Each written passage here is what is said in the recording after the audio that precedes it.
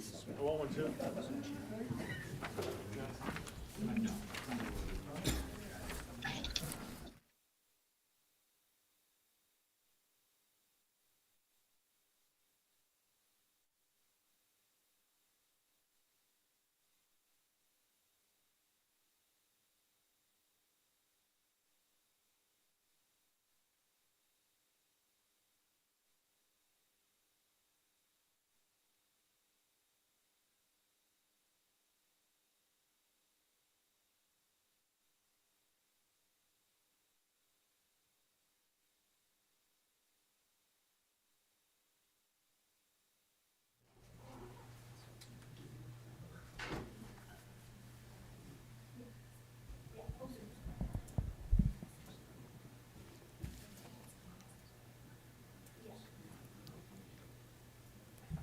I think we're ready.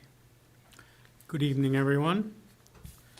The hour of 6:30 PM having arrived, I will call to order this regular meeting of the Planning Board. This meeting is being broadcast live on the City of Keene YouTube channel. The video is also streamed on the city's website and is posted on the website by the end of the next business day, barring any technical difficulties. Anyone wishing to view a copy of the agenda and supporting materials will find it on the city website. To receive electronic copies of future agenda packets, please go to the homepage and subscribe to the city meetings email list. The public and other board members will be recognized to ask questions and make comments on the agenda item under discussion. After being recognized, all remarks are to be made through the chair. Will staff please conduct the roll? Harold Farrington, Present. Roberta Mastrogiovanni, Here. Mayor Jay Khan, Present. Counselor Mike Remy, Sarah Vazani, Here. Ryan Clancy, Here. Kenneth Cost, Armando Rangel. Here. For the alternates, Stefan Mayu, Randon Markelon, Tammy Adams, and Michael Hafer. Here. And Mr. Chair, there is room to move the alternate up to a voting member tonight. Thank you, Ms. Brenner. Okay, so I would like to do that. I would invite Mr. Hafer to be a voting member of the board this evening. Thank you for being here. Okay.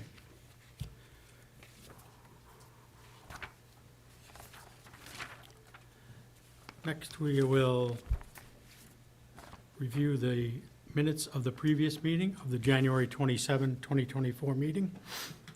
These minutes were included in the agenda packet. At this time, I'll ask for a motion to approve the minutes. I'd like to move on a motion to approve the minutes from the meeting of January 27th, 2024. Second? Second. Thank you, Or Mr. Mayor. 2025. You got it. Okay, any questions, discussions, corrections to the minutes? I didn't see any. Okay, so, yeah. All right, so let's proceed to the vote then. We have a motion to approve the minutes from the January 27 meeting, 2024. All those in favor? Any opposed? Minutes are approved. Okay. At this time, I would like to ask staff if there are any applications tonight that are ready for final vote. Thank you, Ms. Mr. Brenner? Chair. This is Mary Brenner, Senior Planner. There's one application tonight that's ready for a final vote. It's project number PB 2024-21. This is the two-lot subdivision at 141 Old Walpole Road. There were 4 conditions precedent, including the owner's signature appears on the plan, inspection of the lot monuments by the Public Works Director or their designee, and then submittal of 4 full-size paper copies, 2 Mylar copies, and a digital copy of the final plan set, and submittal of the fees to cover the cost of recording, and all of those conditions have been met. Thank you. Okay. So I'll entertain a motion now for final approval. I'd like to move to issue final approval for PB-2024-07. Second? Second. Thank you. Second. Thank you. Any discussion? All right, let's proceed to the vote then. All those in favor of final approval on, what was the number again? On PB 2024-07, please indicate. Any opposed? Okay. Final approval on PB 2024-07 is granted. All Mr. right. Chair, sorry to, just a quick note, the number is actually 2024-21 for the project number.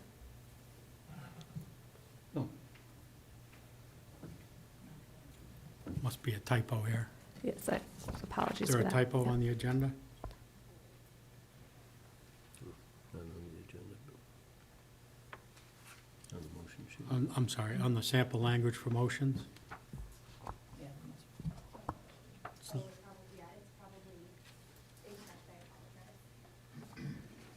It's okay. So, should we, yeah, because we gave, What is the number? the number is -21. Let's try that again with the right number. So, I'd like a motion for final approval. I'd like to move to issue final approval for PB-2024-21. Great. Second? Second. Thank you. Any discussion this time? No, okay. Let's call the vote. All those in favor of final approval? Thank you. All right. Thank you, Mary. PB 2024-21 has now been issued final approval. Thank you.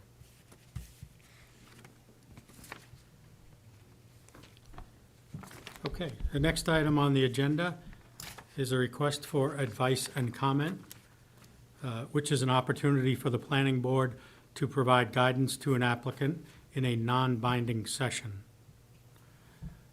The request for advice and comment is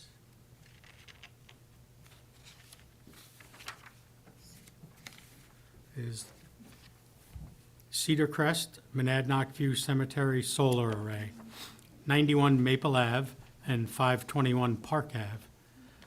Prospective applicant Revision Energy seeks planning board advice and comment regarding the need for a visual buffer for the installation of a medium-scale solar energy system on approximately 1.6 acres of undeveloped land.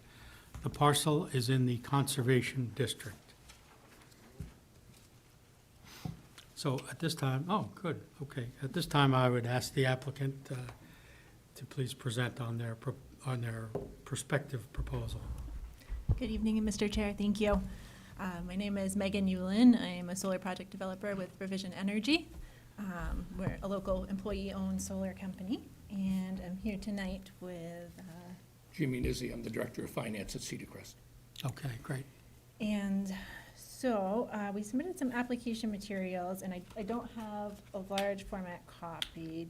Do you have our kind of site plan and It An is, overview? yep, all the Okay. materials are in the Great. agenda packet. Thank you. So just for a little bit of background, we are here tonight based on some feedback from Evan that suggested we consult with you about the visual buffer for the project. We do have our full site plan application and boundary line adjustment application and solar CUP application that's been filed and hopefully will be before you next month. But in light of, some feedback on that application, we wanted to seek your advice. This project has come together out of a partnership with the city of Keene, where we were exploring solar development on several different parcels of land that they were interested in building solar energy systems on. And it came together rather nicely in that one of the parcels was, the northwest corner of the Monadnock View Cemetery, and Cedar Crest is a primary abutter and has entered into an agreement to purchase the electricity for that system. So it's beneficial in that we can connect the system directly to their utility meter, and they can see a direct reduction of their electric load. The location of the solar on this kind of northwest corner of the cemetery has shifted slightly from the original conception, but it is now located in the very northwest corner. And when we were considering this project against, the solar CUP requirements, and specifically the 16.2.5 visual buffer, we kind of looked at it in the following manner. A of that section is that the system shall be the view of the system shall be reasonably minimized from surrounding properties and public rights of way.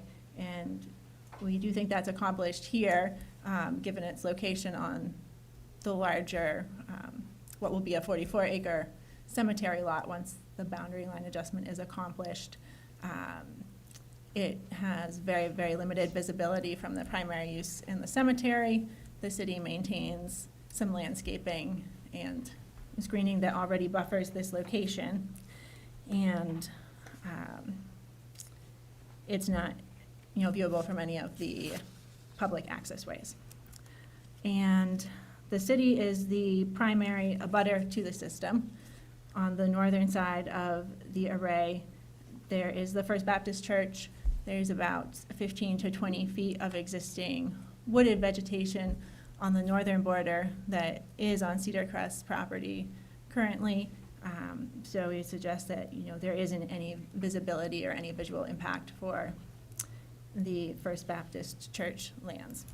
So the boundaries, I guess, that are in question are the southeast and southwest boundaries that abut the city use. And on the southeast, this project is about 1.5 acres of land that will be transferred with the boundary line adjustment. And on that southeast boundary, it looks out over basically a soil storage area for the cemetery, and then some very tall pine trees, and behind those, the maintenance facility. So there's shading on that side. It would be more difficult to kind of propagate shade trees in that area, and there's not a lot of benefit to the city of screening that side because the facility and the activities are already screened, and it's it's kind of used for active operations. So visually, we don't perceive that there would be much benefit to installing screening on that side for the city, but it would be a significant amount of landscaping on Cedar Crest side to essentially block the view of the project from some trees and the maintenance shed. On the other side, on the southwest, that would abut the new community garden location. The origination of this request actually, came from our discussion with Andy Bohannon, who has been kind of our primary contact on the project and a great proponent for it. And with the Parks and Rec Department, they had originally asked us to see if we could, the intent of the project was to transfer as little as land as possible and to minimize the impact on the city lands. There's no reason for us to kind of, transfer more land than Cedar Crest needs, or for the city to sell more land than is necessary for the project. So the request on that, side of the property was how much space do we actually need, and do we need to take up some space that's in the third garden bed that is there currently? They were hoping to conserve that. And so that kind of brought up the question, do we actually need to plant screening here, or is our location enough to minimize that visual impact and kind of mitigate the visual impact of the system? And speaking with Andy, the city's, preference was that we, screening is somewhat detrimental in that area in that it can take up more of the land that they're hoping to use for additional purpose for the gardening, and that, they don't see a real need for it, given they're already committed to maintaining the screening along the cemetery boundaries.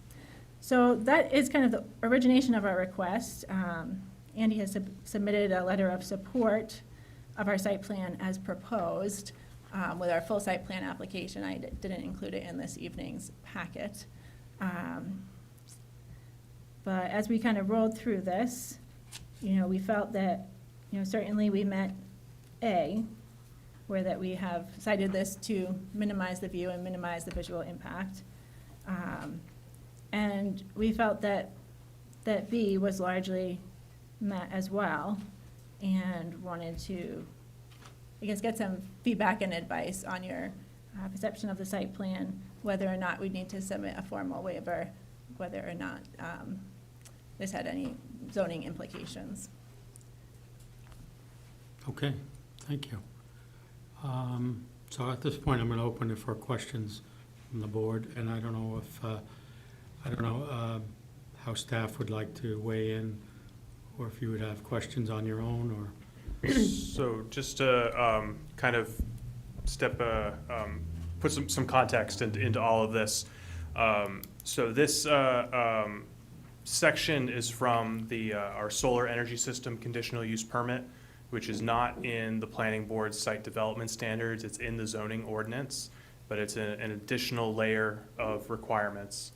And the board is used to screening standards for various different things, such as drive-through aisles, dumpster enclosures, things like that. So the general concept of providing some kind of visual buffer from a larger sort of power generation, industrial structure, have you not, is not out of the realm of common practice with the board. What's different is that this is not a waivable section. The only way to get relief from this would be a variance from the Zoning Board of Adjustment. However, this ordinance has given you, the planning board, the authority to decide what is adequate in regards to a visual buffer.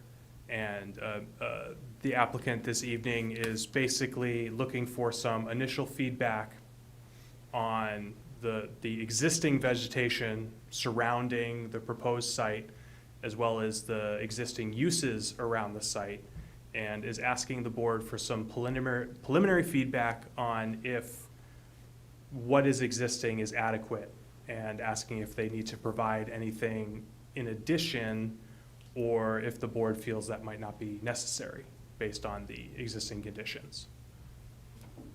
Thank you, Ms. Clemens. Mr. Chair, may I add to that? Sorry, may I add to that really Ms. quickly? Sure. I think the question here, or the section of the code that's in question, if it's okay if I just read that to you all really quickly so you know what we're talking about. Yep, that would be helpful. This standard states that the visual impact of medium-scale and large-scale ground-mounted solar energy systems, associated equipment, and any extensive or imposing perimeter fencing on adjacent parcels and public rights-of-way shall be mitigated through the preservation of existing vegetation and/or through the installation of a visual buffer approved by the planning board. And so in this case, there's, as the almost applicant has noted, there is existing vegetation on some sides that is there, and I believe it's the southwest side where there's not existing vegetation. Correct me if I'm wrong, but I think there's not any existing vegetation there right now, and so that's where they're looking to you for guidance to see if there's it says the installation of a visual buffer approved by the planning board. So if you all don't or feel like something additional is needed, they would have to go get a variance from the Zoning Board of Adjustment. And so that's what they're trying to figure out right now. Okay, thank you. that clear for everyone?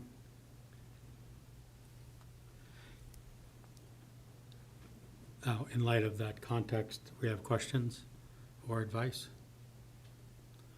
I'm just struggling a little bit. I know that we had pictures, but, and it was described verbally, but it'd be kind of nice to walk around the site a little bit.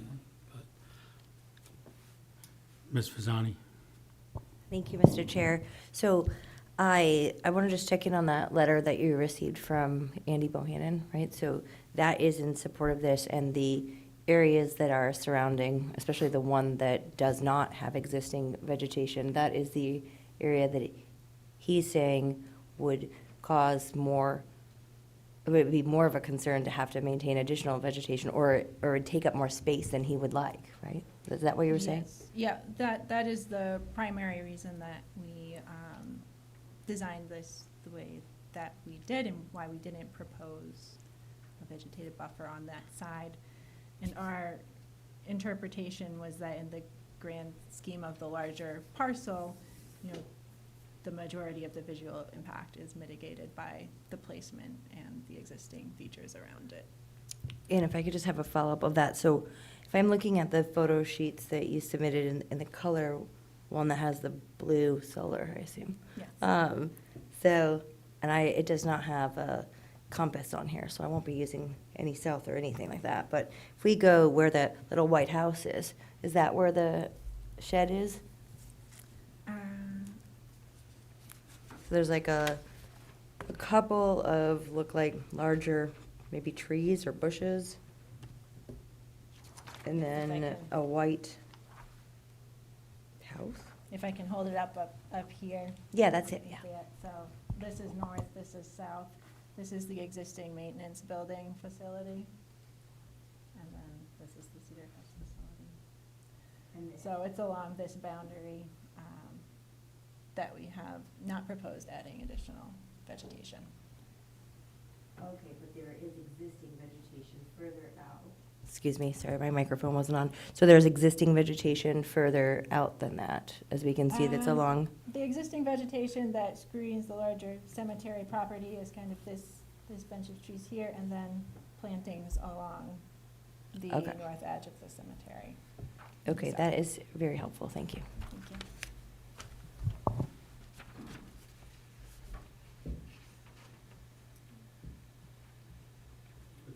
Mr. Hafer? Thank you, Mr. Chair. Confirming that it's a city-owned parcel there to the southwest, that little section. So we'd be, if we were to require some additional screening, it would be the city screening the view. It'd be to protect city property for future uses. I guess just confirming that that's city property there to the southwest. Yes. Yeah. Yep. Okay. And I'd note that the approximate distance to the back of the garages there for that apartment complex is only about 200 feet away and is well screened by the vegetation behind those buildings. So on the surface, if we're looking for opinions, to me, it feels like this property is going to be well screened from public point of view, as is, without the requiring additional screening along that southwest border.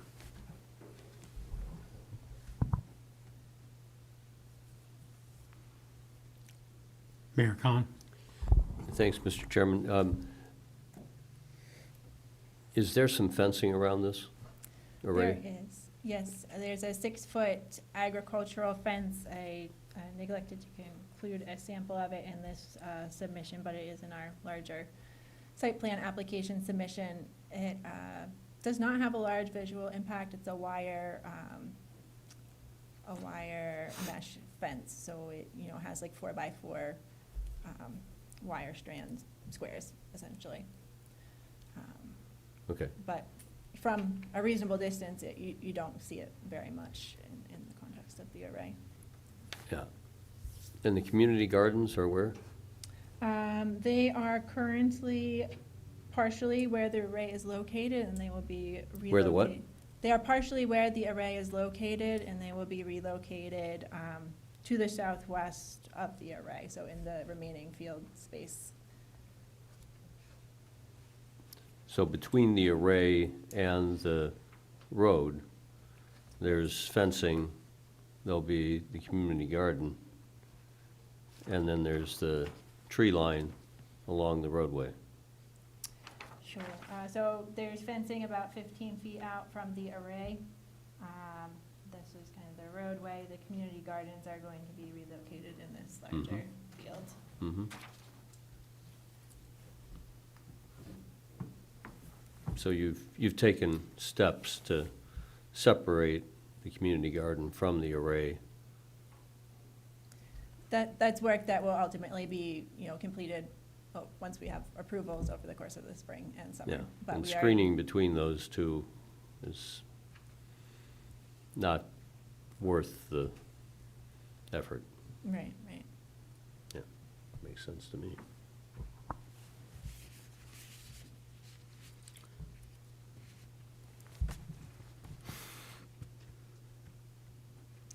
Well, I think we're not going to formally vote or anything, but I think the consensus seems to be that we would be in support of your proposal without adding additional vegetative screening.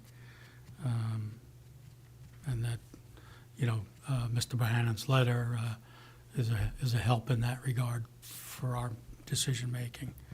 But that's kind of where I think where the board is, unless someone has a strong objection. Thank you. We appreciate your Okay. feedback. Thank you. Thanks. Thank you very much.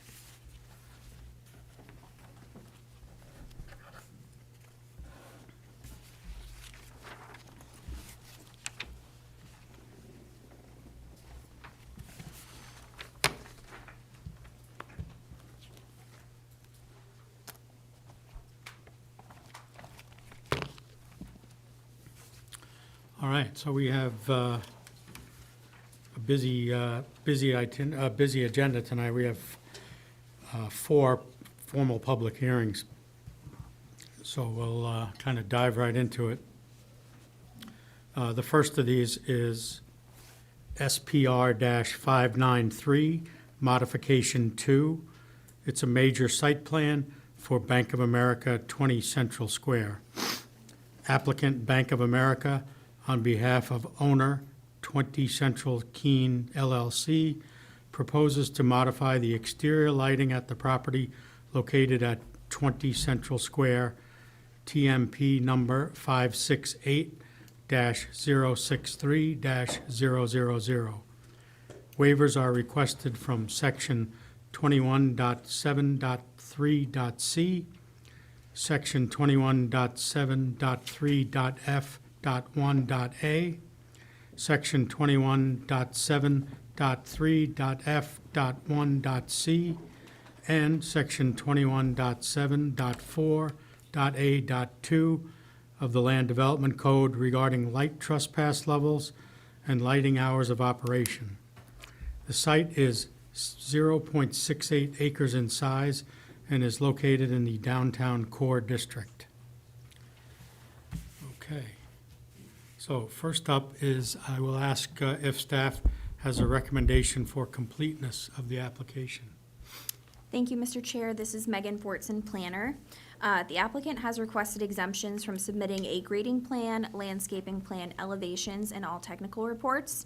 After reviewing each request, staff have made the preliminary determination that the requested exemptions would have no bearing on the merits of the application and recommend that the board accept the application as complete. Thank you, Ms. Fortson.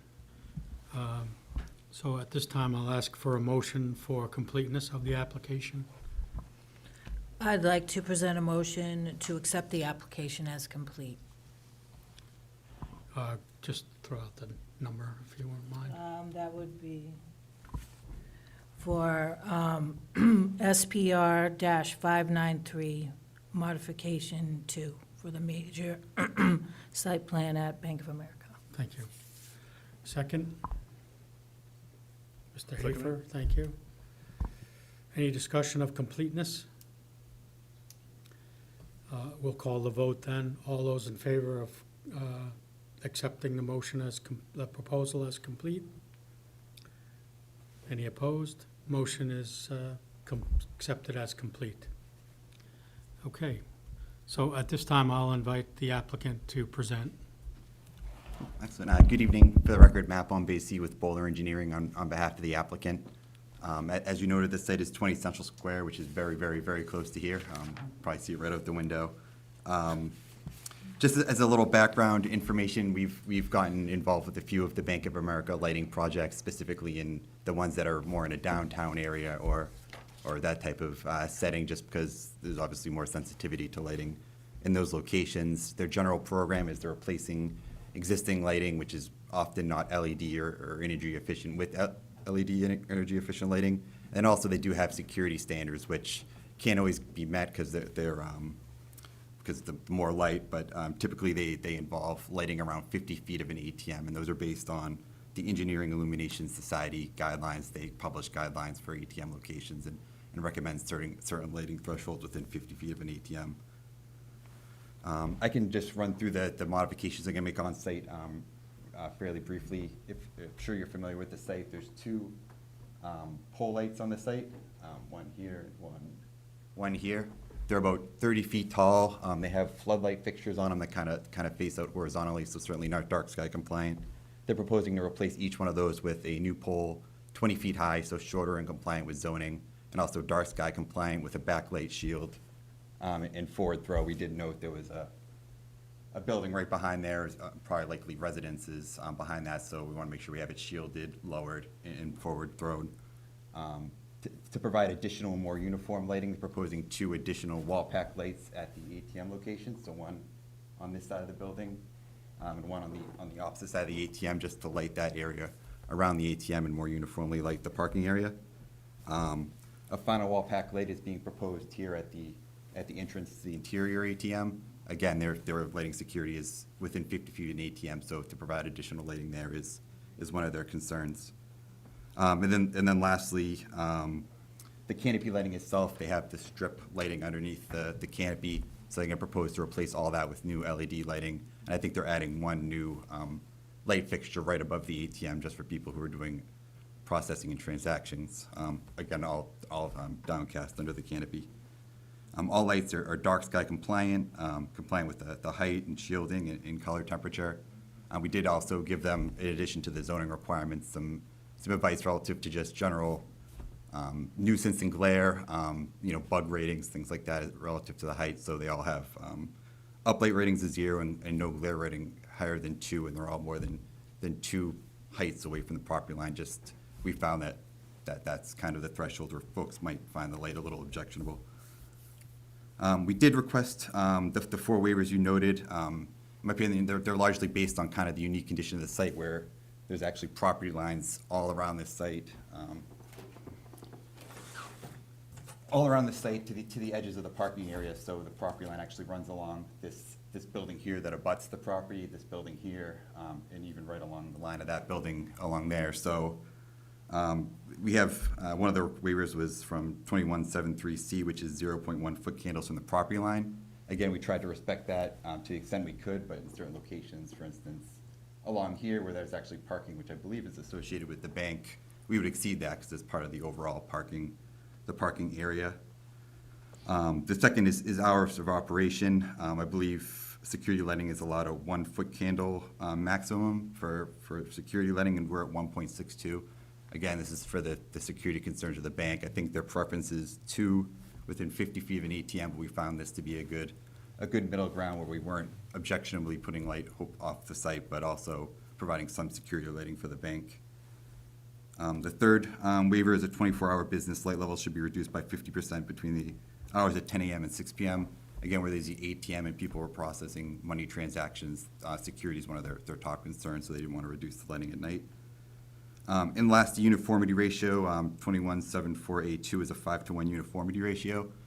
We did want to respect lighting towards the abutters as much as possible, so along these areas here, there's not much light that we're proposing, but it is part of the parking area, so included in the uniformity ratio.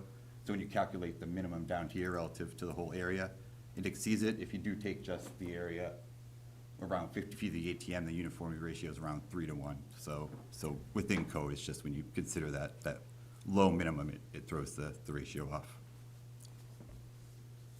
That said, I'd be happy to get into more detail, but I've probably talked about lighting enough, I think. Great, thank you. Board members have questions for the applicant? Ms. Fasani? Thank you, Mr. Chair. When we talk about the lighting for the 24-hour business between those hours, and was there consideration to reduce the lighting at all, or is it just going to stay is it going to be brighter than it is now? At the existing site, I can't speak specifically to how many lumens are thrown by the existing fixtures. They're pretty old. I would say the lighting on the ground will certainly be brighter because the light fixtures that are there are flood lighting, and they're shooting out sideways and horizontally and not downward. So I would guess the lighting at the ground, if you took a light meter at the ground, it would be higher because we're trying to light, where people are. Overall, I wouldn't say that the lighting is proposed is substantially more light than that's out there, because there are 4 large floodlights that are out there on the site. They just happen to shoot in the wrong direction, I would say, or more horizontally. Okay, and the follow-up question for that would just be, so if, currently, do they go to 50% during those hours now? I don't believe they do now. Okay, thank you.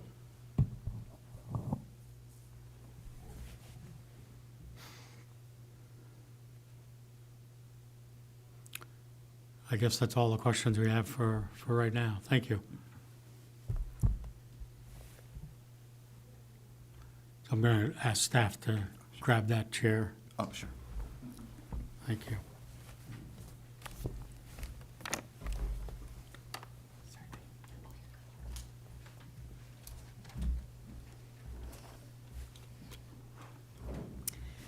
Thank you, Mr. Chair. This is Megan Fortson, planner. So I'm going to try to go through this briefly, just because there is only one site development standard that is applicable to this application. But as Mr. Bombasi explained, the parcel is located at the northeastern corner of Central Square, and it is abutted on all sides by commercial properties that are a mix of uses.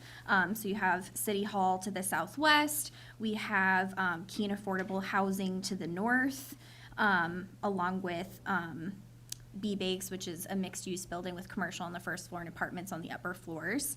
And then Monadnock Peer Support to the southwest, and then the United Church of Christ to the direct west. Property is located in the downtown core district, and the proposal is to install a total of 12 new light fixtures. I'm not going to go through all of the specific standards, but again, there are 4 different waivers that have been requested. To provide you with a little bit of context, this is something that over time we have realized with the land development code that our lighting standards are not as flexible as we would like them to be when it comes to properties that are located in the downtown district, because obviously this is a relatively old building. I think it was constructed around the 1930s. The lot is paved from lot line to lot line, so for an applicant, especially a company like a bank, to be able to comply with our 0.1 foot candle requirement at the property line and a 1 foot candle lighting requirement at the right-of-way line, those can be difficult standards to comply with. So we find that in a lot of situations where someone is proposing to install lighting, they end up having to come to the planning board to request waivers because they can't comply with all of the necessary standards. That's something to sort of be explored by staff in the future potentially to modify, but that's why this application has come before you tonight. In regards to the determination of regional impact, staff did not feel that this proposal had any potential for regional impact. I will note that Councilor Remy is not here, so if somebody else can pick up his slack in terms of saying they don't think there's regional impact, if that's how they feel, that would be appreciated for the record. In terms of departmental comments, the only comment we really received back was from code enforcement staff, and they just noted that a building permit was going to be required prior to this work being completed. To quickly run through the sections of the lighting standards, the applicant is not proposing any floodlighting or uplighting, so they comply with that standards. In regards to our general standards, one of them specifies that all proposed light fixtures must be full cutoff with no portion of the bulb visible. The cut sheets that were submitted comply with those regulations, so that standard has been met. In regards to glare, the project narrative states that none of the light fixtures are going to be installed or directed in a manner that will create glare on or off the property. And that all of the light fixtures will be equipped with backlight shields. So like the pole light fixtures that are gonna go right next to B-Bakes, those will have a backlight shields that will prevent light from going up into those apartment units, I should say, on the upper floors of the building. That standard appears to be met. Again, the next standard is related to light trespass, and our standards do state that you can have 0.1 foot candle of trespass at the property line and then 1 foot candle at the right-of-way line. I think the applicant has already addressed what those values are going to be, but in determining whether or not to grant that waiver request, the board will need to look at their 3 waiver criteria, which I'm just gonna run through quickly. The first standard says that strict conformity would pose an unnecessary hardship to the applicant and the waiver would not be contrary to the spirit and intent of the regulations. Or number 2, specific circumstances relative to the site plan or conditions of the land in such site plan indicate that a waiver will properly carry out the spirit and intent of the regulations.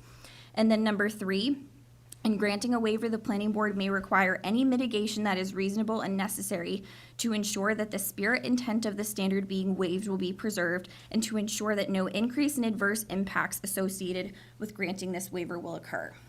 So you'll need to consider those 3 waiver criteria for all 4 of the waiver requests. The next standard is related to illumination and requires that all light fixtures have a color rendering index greater than 70 and a color temperature of 3,500 Kelvin or less. The light fixture cut sheets that were submitted comply with those standards, so that has been met. In regards to the light of the height fixtures, a maximum of 20 feet is allowed in the downtown core district. That standard has been met by the applicant. And then the next standard is related to the hours of operation, which again, between 10 p.m. and 6 a.m., you're required to reduce your lighting levels by 50%. Given the fact that this is going to be security lighting, they're requesting a waiver from that standard.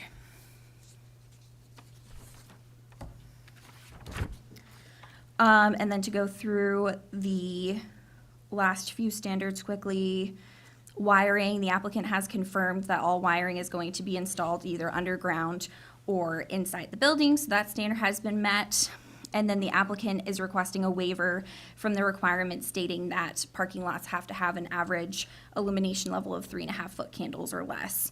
And they have requested that waiver basically stating that they are meeting the standards to the best of their ability while still meeting their security needs. So trying to balance the requirements of Bank of America with, obviously, our land development code standards. So I think that those are all of the other waiver request is for the uniformity ratio, which is required to be 5 to 1 foot candles. And again, they're above that average. But again, it's at the request of the security lighting that they are requesting that waiver. And then the proposal does not involve lighting of any canopies or walkways. Those 2 standards are not applicable. In the recommended motion, the only 2 recommended conditions are the owner's signature and the submittal of 5 full-size copy of the plan set prior to final signature of the plans and approval. The other thing I wanted to point out is that I very intelligently forgot to include individual waiver requests. So before reading the full motion, I would recommend that you do a separate vote on each of those 4 waiver requests and then go into the full approval motion for the language. I'm happy to ask any questions that you might have. Thank you, Megan. Questions for Ms. Fortson? Mayor Khan? This really is for the engineer, but it looks like in his letter, the waiver on F1C, hours of operation, there's just some wording there that such that to meet the bank's security standards. I assume that's to meet the bank's security standards. Yeah, I think, yes. Yeah. Mr. Bombasi is saying yes as well for the record.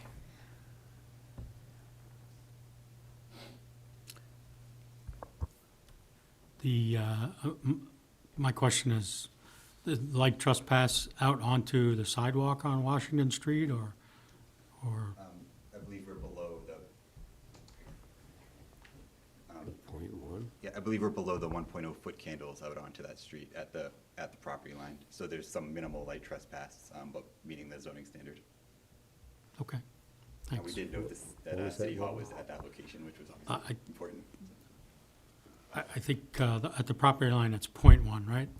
At the property line, it's 0.1, so the majority of the issues with light trespass come in when you look at the northwestern corner of the site where it touches the United Church of Christ property, and then the Monadnock Pier Support site to the northwest. So I might have incorrectly stated that they were above the 1 foot candle at the right-of-way line. They're just above the 0.1 foot candle light trespass standard. Does that make sense? Okay. At, Yeah. at which point? They're- So their lighting levels are above 0.1 foot candles at the property line. You're allowed to get up to 1 foot candle at the right-of-way line, so where the property intersects with the road. In this case, the area, I don't want to say in violation, or the area above the allowed 0.1 foot candles is Yeah, this portion of the site right here. right. Right. The northwest. Yes, Sorry. yeah. Yep.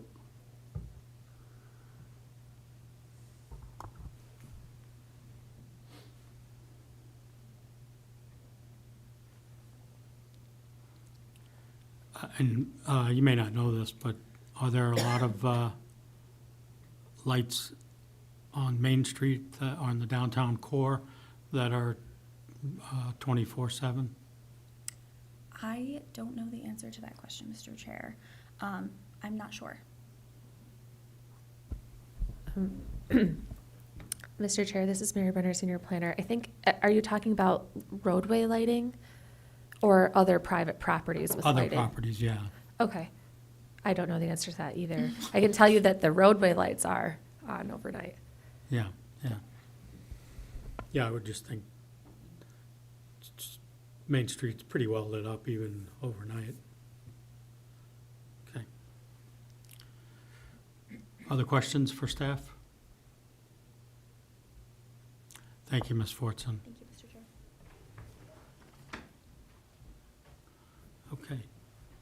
At this time, I will ask if, is anyone here from the public to comment on this proposal? Does not appear so. Going once, twice, 3 times. All right, I'm going to close the public meeting. Public comment portion, I should say. And at this time,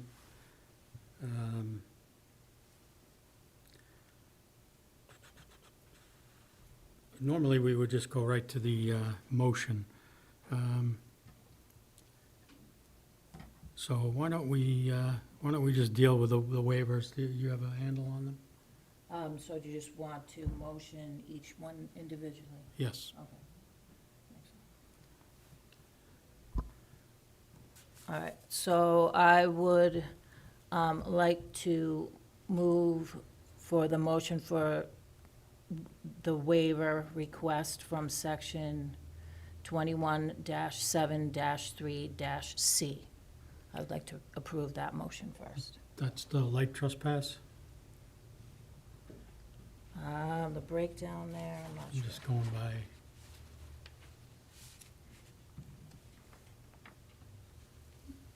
Mr. Chair, yes, Should that's be the related to first light one. Okay. trespass. Yes. Okay. so that's the light trespass at the lot line. I'll ask for a second. Second? Mr. Hafer's hand was up first, so I'll give it to him. My microphone wasn't on, though, for the note taker. Okay. Any discussion of this waiver?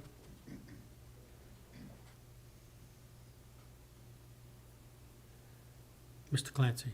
Thank you, Mr. Chair. I'm comfortable with giving them the waiver and seeing that none of the abutters are here tonight to put up a stink about it, I'm fine with going ahead. Thank you. Yeah, I agree. That would have been my big question is, especially the people that are living in the apartments, potentially affected by light trespass, is that, but I don't know. I guess individual apartments would get some abutter notice, or just the owners? That's correct. Only the owner is noticed, and it would be up to the owner to let the tenants know. And there is a notice that goes out in the Keene Sentinel. So if somebody happens to be paying attention to the particular edition where the notice was run, they could have seen it that way. Okay. All right, so let's proceed to the vote. All those in favor of the waiver for the light trespass section? Any opposed? Okay. The waiver is granted. Next. I would like to approve the waiver from section 21.7.3.F.1.A, which represents, which one? Mr. Chair, that is the waiver request to allow for average lighting levels above 1 foot candle. Okay. Okay. So, to approve the lighting levels to be with no higher than 1 foot candle. Yeah, to allow them to be over 1 foot candle. Right. Okay. Yep. To allow to be over 1 foot candle. Right, I think the applicant mentioned 1.62. Yes. Okay. I have a second. Second. Thank you, Ms. Fasani. Any discussion? All right, let's proceed to the vote. All those in favor of the waiver? Any opposed? Okay. Waiver is granted. Number 3. I would like to move to approve the waiver from section 21.7.3.F.1.C. Megan Fortson, planner. This would be to allow for normal lighting levels during the 10 p.m. to 6 a.m. hours. Okay, so to allow for normal levels during the hours of 10 p.m. to 10 6 p.m. to 6 a.m. Good, thank you. Second? Second. Thank you, Ms. Fasani. Any discussion? Ms. Fasani? I would just say that I agree with staff's comment about maybe this is a little bit outdated because it's more important to have the security for people going to the bank to get money out. So I appreciate the opportunity to allow the waiver so that we can have that lighting to protect the people in the city. And I don't think that this will have a regional impact. We were going to hold that one for the full proposal, but thank you for getting us teed up. Other comments? Okay, let's call the vote. All those in favor of granting the waiver for not cutting the 10 p.m. to 6 a.m. to 50% of the lighting? Any opposed? Okay.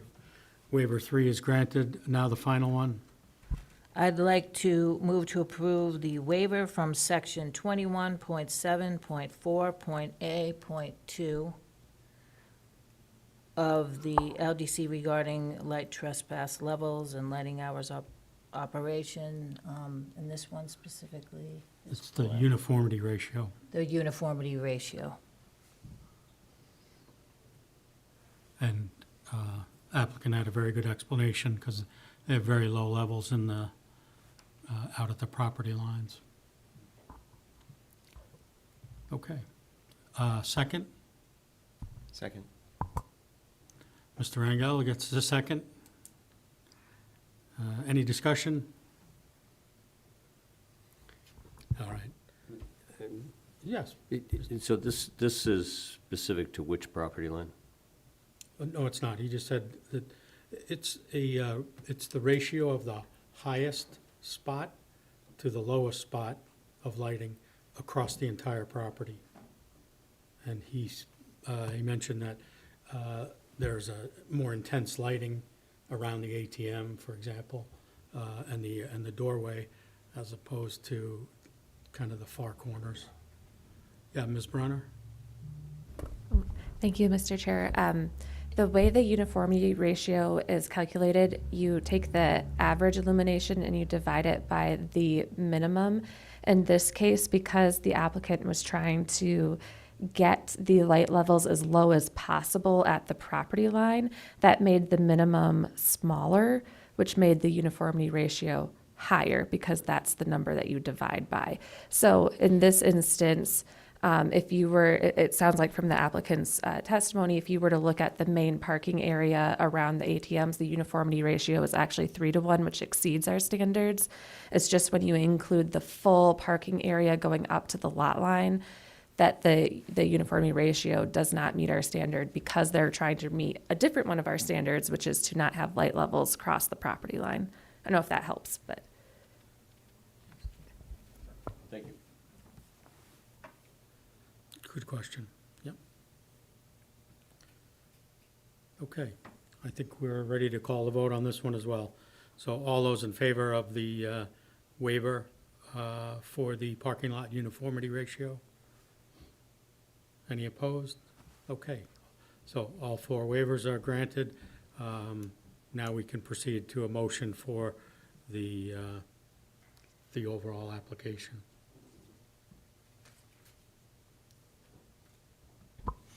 I would like to move for a motion to approve SPR-593, modification number 2, as shown on the plan side, set identified as Bank of America Exterior Lighting Program, prepared by GMR Facility Analysis and Engineering at the varying scales with the following conditions prior to final approval and signature by the Planning Board Chair.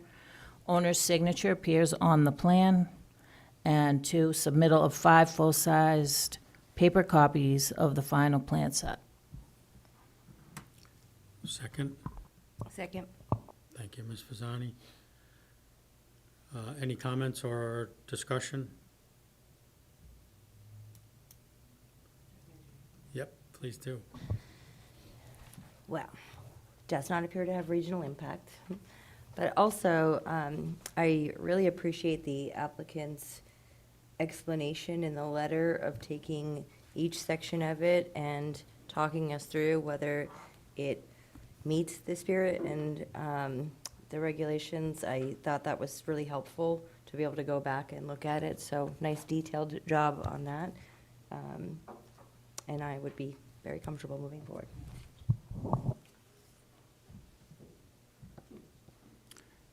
Yeah, I agree. I think the waivers we went through, of course, and I think the applicant has met the spirit of the code, and so I'm very comfortable with an approval vote.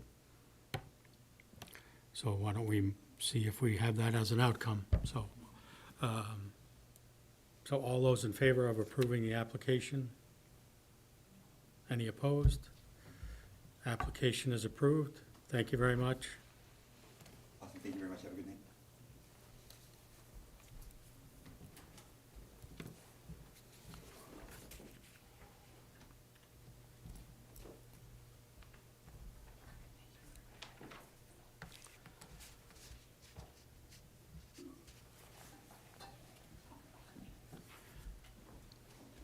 All right, I'll read out our next agenda item while he's packing up.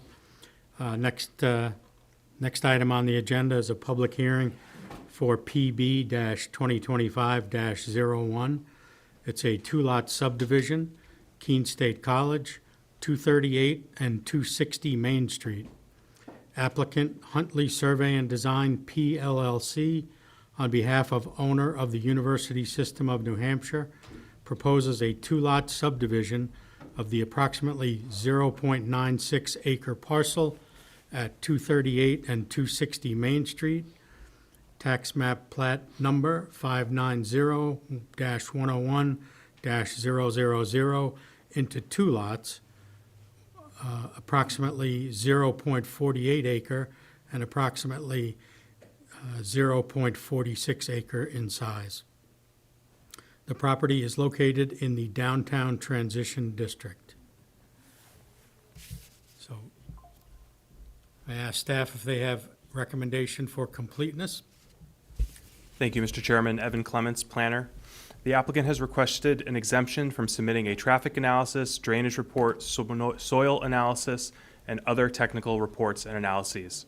After reviewing each exemption request, staff has made the preliminary determination that granting the requests would have no bearing on the merits of this application and recommend that the board accept the application as complete. Thank you, Mr. Clements.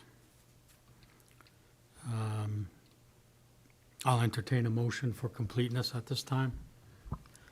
I'd like to present a motion to accept application PB-2025-01 as complete. Thank you. Second? Thank you, Mr. Hafer. Any discussion on completeness? Okay, let's call the vote. All those in favor of the motion being considered complete? Any opposed? Okay, motion is complete. At this time, I'll ask the applicant to come forward, please.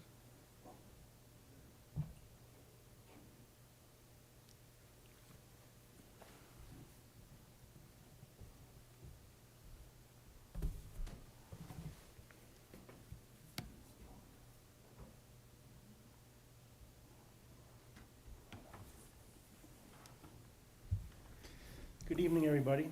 I'm Russ Huntley, Huntley Survey and Design, and I'm here representing... Can you turn on your microphone, please? Is it not on? Hello? There we go. Yep. I'm Russ Huntley, Huntley Survey and Design. I'm here representing the University System of New Hampshire for their proposed two-lot subdivision on Main Street and Proctor Court. It's an interesting parcel. It's, as it exists now, it's shaped kind of like a U. On the north is the alumni building. In the center of the U is the historical center, and on the south side is Proctor Court. There's two buildings on this one lot, and what the proposal essentially is to be able to have each building have its own lot and its own parking. We've surveyed the whole thing, we've set all the pins already. The lots meet all the city requirements as far as zoning requirements, as far as frontage, building setbacks, lot area, all of that. We have noted that the pavement setbacks won't be met with this new existing line. And there is a question about Lot 1 meeting the impermeable surface. As it stands now, I would say that's true. The Lot 1, when it was constructed, was made with pervious pavement, and it has some underdrains, but it was in 2010, and I couldn't tell you if it's still working. That's something that has to be maintained, and so at this point, I don't think we would count it, although there is something there that might benefit. Our other lot here meets the impermeable surface criteria. I would say this line here is the only one that would need an 8-foot setback to meet the city's zoning and land development code.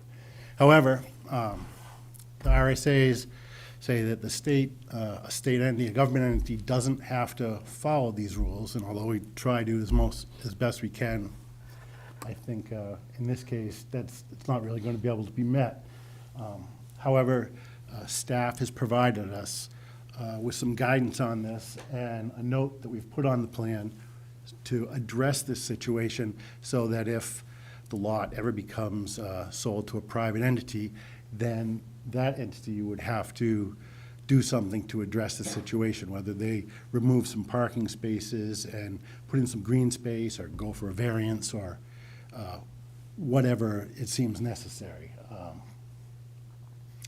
I would think that probably a variance would be the better route, as there's already circulation, and right now, there's 3 properties using 2 entrances in these parking lots. It'll be 4 entities at the end of the day after this is approved.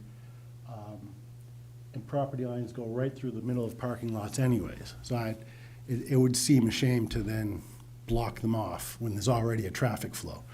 But that's nothing for me right now. That's not what we're considering. So other than that, it's just a fairly simple 2-lot subdivision with 1 small line being added.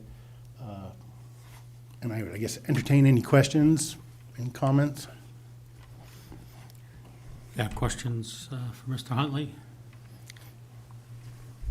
Mayor Khan? Thank you. So I guess whether for you or for our staff, but there's not going to be an objection if the 2 parties that own on both sides of that property line agree that there's a benefit to the public to be able to have that flow, traffic flow between the 2 lots, then those parties could agree to that, and is that your understanding?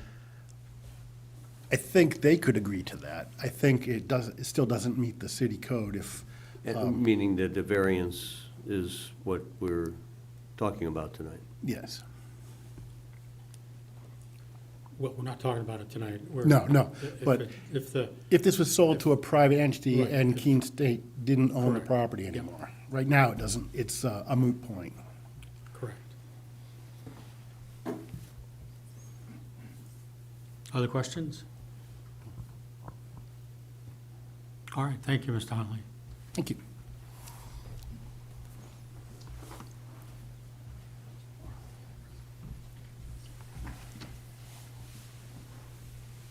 Good evening, Evan Clements, planner. So I can go into that a little bit more. So as Mr. Huntley explained, the current configuration with the proposed addition of the new lot line, because both parcels will continue to be owned by the university system, they are protected under RSA 674-54 governmental land uses. It's kind of an interesting situation. There's no violation of the zoning ordinance as proposed because of that RSA. So the university system, even really if they wanted to, they couldn't preempt this situation by seeking a variance. They could remove that pavement if they so chose, but as it was previously articulated, having that site circulation may be a benefit to a future owner. If the Proctor House, the southern parcel, is proposed to be sold to a non-governmental user before they could move in and use the property or go through what is called a change of use process, they would have to come up with a solution to that problem. They would not be allowed to start to use the property until either the pavement is removed to satisfy the pavement setback requirement, or a variance was received from the Zoning Board of Adjustment for it. And as you mentioned, Mr. Mayor, a cross-access agreement could be established between the 2 property owners to maintain site flow if they so chose privately, but they would still need to resolve the discrepancy with the zoning ordinance. So just, I'll read the note that staff asked the applicant to put on the plan. We worked with the city attorney's office to craft something that we thought everyone would be comfortable with, and it's just as much about letting a future potential buyer know that this situation exists, while also making it very clear that your approval this night does not cure the discrepancy that this lot line is creating. So this subdivision is of governmentally owned land and was therefore made pursuant to RSA 674-54 governmental land uses. The subdivision creates potential nonconformities with section 4.6.2 build out of the Land Development Code in regards to the impervious surface maximum on Lot 1, and section 9.4.2 dimensions and siting in table 9.9-2 of the Land Development Code in regard to the parking area pavement setbacks on both lots 1 and 2. Planning board approval of this plat shall not be deemed to cure any nonconformity with existing land use ordinances. Any future use of either lot that is not governmental use will be subject to these provisions and may necessitate correction of the nonconformities or variances from the zoning board of adjustment. So staff is very comfortable with that language. As you go through your deliberation on this application this evening, there's definitely an opportunity to change it if you see fit. Just going through the standards for subdivision, like Mr. Huntley said, besides this sort of civic quirk, if you will, it's a very straightforward 2-lot subdivision. All the basic dimensional requirements for lot area, frontage are met. We do not believe this meets the threshold of regional impact.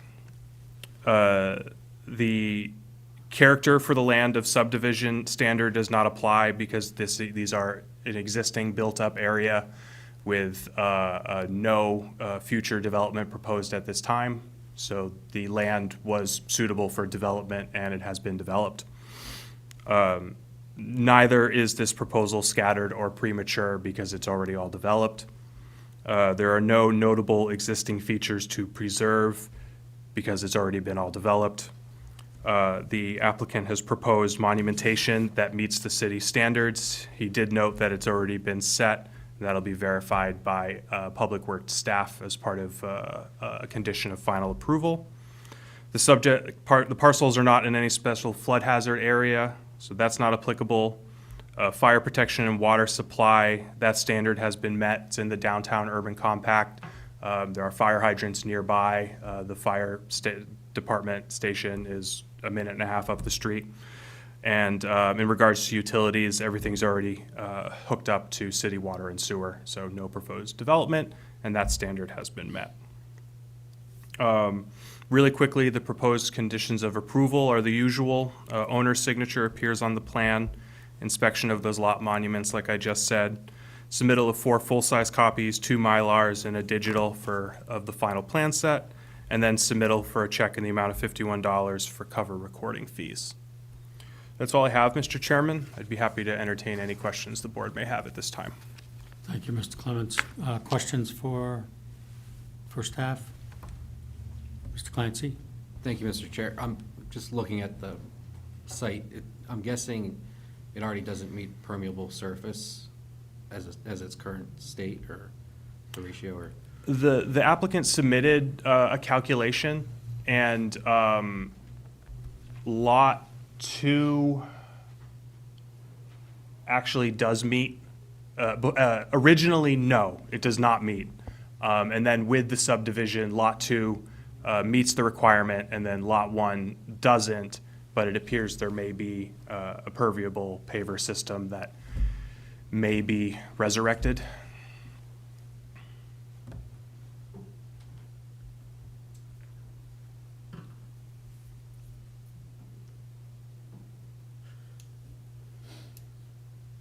Okay. Pretty straightforward, thank you.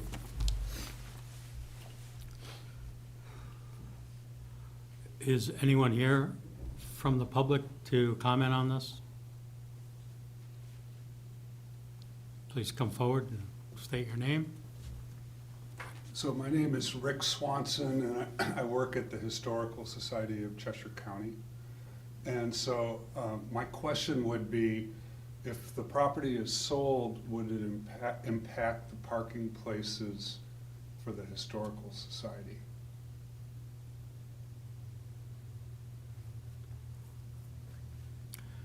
Well, someone can correct me if I'm wrong, but Historical Society has a couple, 3 rows of parking belongs to your parcel. Right. Those are not impacted at all. Okay.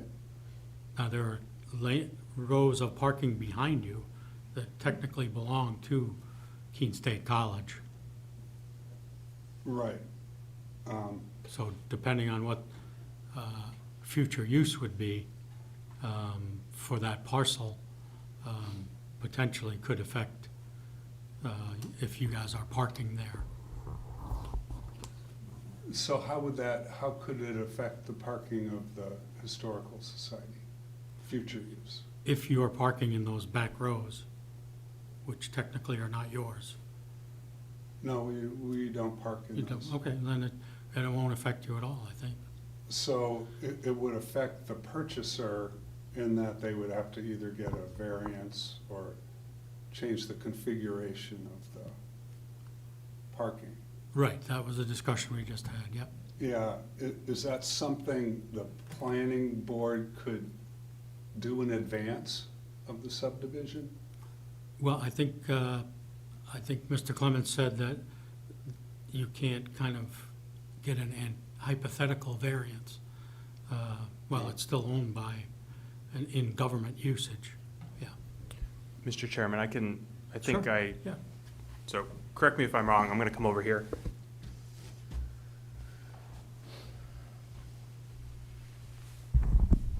The proposed lot line is right here. So this is your existing parking lot right here. So they would have to, because right now this is just a drive aisle with some green space, kind of a median right there. So they would need to create 8 feet on their side of the lot. They need to remove that impervious surface to meet the setback here. This lot line currently exists, so that would not need to happen along these rows of parking. So these parking spaces will not be affected by this application. The only area of concern is right here, this little drive aisle here. Does that answer your question? What about adjacent to the Proctor house, the lot? You mean down here? Yeah, This lot line already exists. yeah, okay, so. So yeah, so it would be considered an existing condition. So the only thing that is not being cured by this application tonight is new conditions being created by adding a new lot line. All of the deviations from the pavement setback requirement that are existing today are allowed to remain as legal nonconforming. Got it. So it's only this spot right here that would need to be adjusted. Is there anything that restricts the building envelope of either of those 2 lots? I believe the downtown transition is form-based. So the building envelope would be subject to our Build 2 lines. And then I think there may also be some traditional building setback depending on what the surrounding zoning is. But if, for example, let's see, just kind of off the cuff here. And actually, can I Yeah, jump in? jump on in here, Mary. Okay, so for so these are zone downtown transition. The interior side setback is 10 feet for a building line. There's a rear setback of 15 feet, corner side setback of 10 feet, and a front setback of 15 feet. So a building would have to be within those setback areas. It couldn't be closer than that to the lot line. Yeah, so practically speaking, between the Proctor House and the Historical Society, I don't think there's really any room to get closer to that lot line without special relief from the zoning board for that. And in the back of the property, it's really not feasible to put a building in the back of the. I think that would be a fair statement at this time, yeah. So those are my questions really is, would construction on the property impact the Historical Society? If somebody were to come in and purchase the lot and want to either, heaven forbid, demolish the Proctor House and start over, they would have to come in for some form of planning review, most likely a new major site plan in front of the planning board, and that would all be evaluated at that time. So, Including any construction planning and how that might impact the abutters. yeah, absolutely. Thanks. You're welcome. Mr. Clancy? Thank you, Mr. Chair. Does the Historical Society have a right-of-way to the back of their property from either the north or the south? Yes, they do. Off Proctor, there's a 14-foot right-of-way. Yeah, just Sorry. so that the transcriber can get it. It's off Proctor Court. There's a 14-foot right-of-way coming right up through there, and practically speaking, everybody's kind of using the whole width of that driveway anyways. Off the top of my head, I don't know. There's a right-of-way here, too. I can't think right now if that's also to their benefit as well. I believe it is, but. And these are the building setbacks, these lines here, what we were talking earlier. So there is a small envelope back here, but it seems very unlikely that anything would be built back there. Thank you. Any other public comments? Okay, so I'm going to close the public comment portion and move on to our deliberation. So I will entertain a motion at this time. I'd like to motion to approve PB-2025-01 is shown on the plan set identified as two-lot subdivision prepared by Huntley Survey and Design, PLLC, at a scale of 1 inch equals 20 feet, dated August 20th, 2024, and last revised February 11th, 2025, with the following conditions. Prior to final approval and signature by the planning board chair, the following conditions precedent shall be met. A, owner's signature appears on the plan. B, inspection of a lot monument by the Public Works Director or their designee following their installation or the submittal of a security in an amount deemed satisfactory to the Public Works Director to ensure that the monuments will be set. And C, submittal of 4 full-size paper copies, 2 Mylar copies, and a digital copy of the final plan set. And D, submittal of a check in the amount of $51 made out to the City of Keene to cover recording fees. Thank you. May I have a second? A second. Thank you, Ms. Fasani. Comments? Questions? Ms. Fasani? Thank you, Mr. Chair. I will agree with staff's assessment that it does not appear to have the potential for regional impact. I think that the language that they've drafted with the city attorney makes sense to just, we need to make sure that any potential buyer in the future, I cannot tell the future, but in the event that there does come one, that they are aware that this could be an issue. I think that's been taken care of. And so for those reasons, I'm inclined to approve.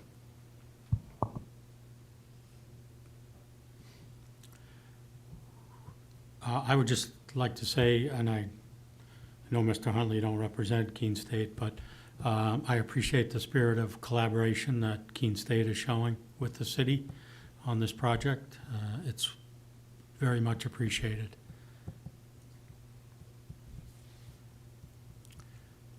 So I'll call the vote. We have a motion and a second. All those in favor of approval of this project? All right. Any opposed? Okay, subdivision is approved. Thank you.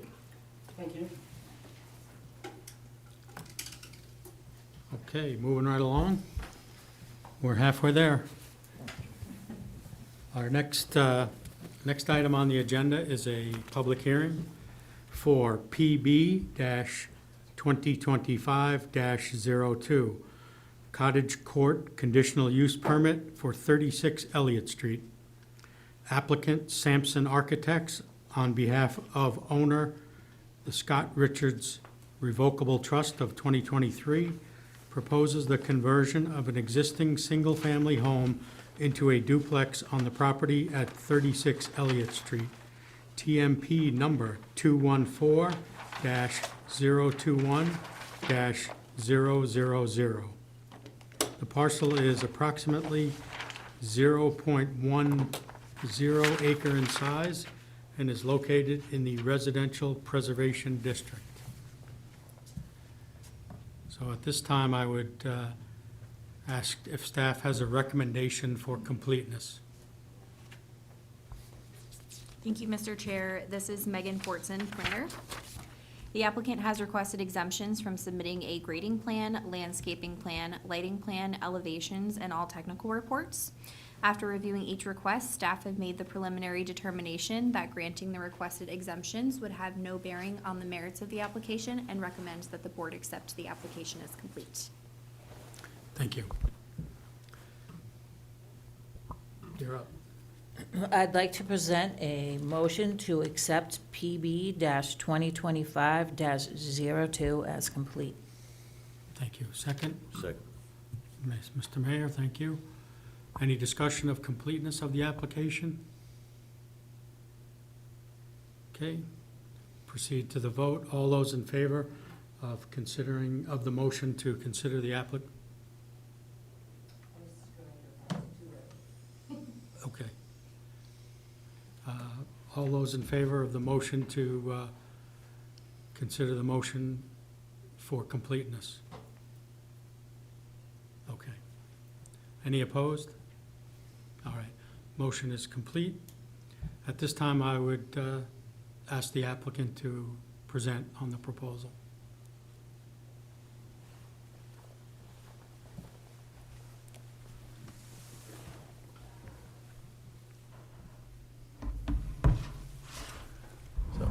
Tim Sampson, Sampson Architects, presenting for the Scott Richards Revocable Trust for a conditional use permit for 36 Elliott Street.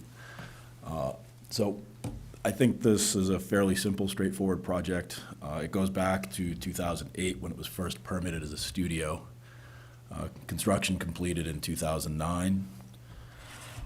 And at that time, and this is sort of hearsay, but the inspector and the designer kind of went forward together and apparently put the kitchen in, never documented through the city.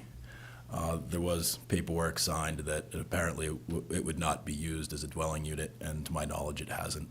So what we're really seeking to do is take an existing, what would qualify as a dwelling unit, not recognized by the city, and make it an official dwelling unit for the property owner to use. I think we meet all the requirements for the CUP for the cottage court. There's literally no construction. There's no changes to the site, which is the reason for the requested exemptions from any of that documentation. The unit is complete enough that there's actually no internal construction needed other than what might need to be addressed through the building permit process based on the fact that building codes have changed in the last 15 or so years since construction was completed.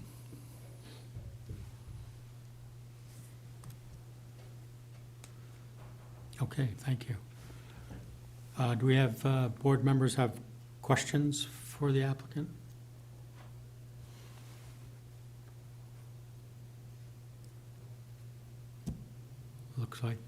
Looks like no questions. Perfect. Right. Thank you, Mr. Sampson. Thank you. At this time, I'll ask staff to provide their comments.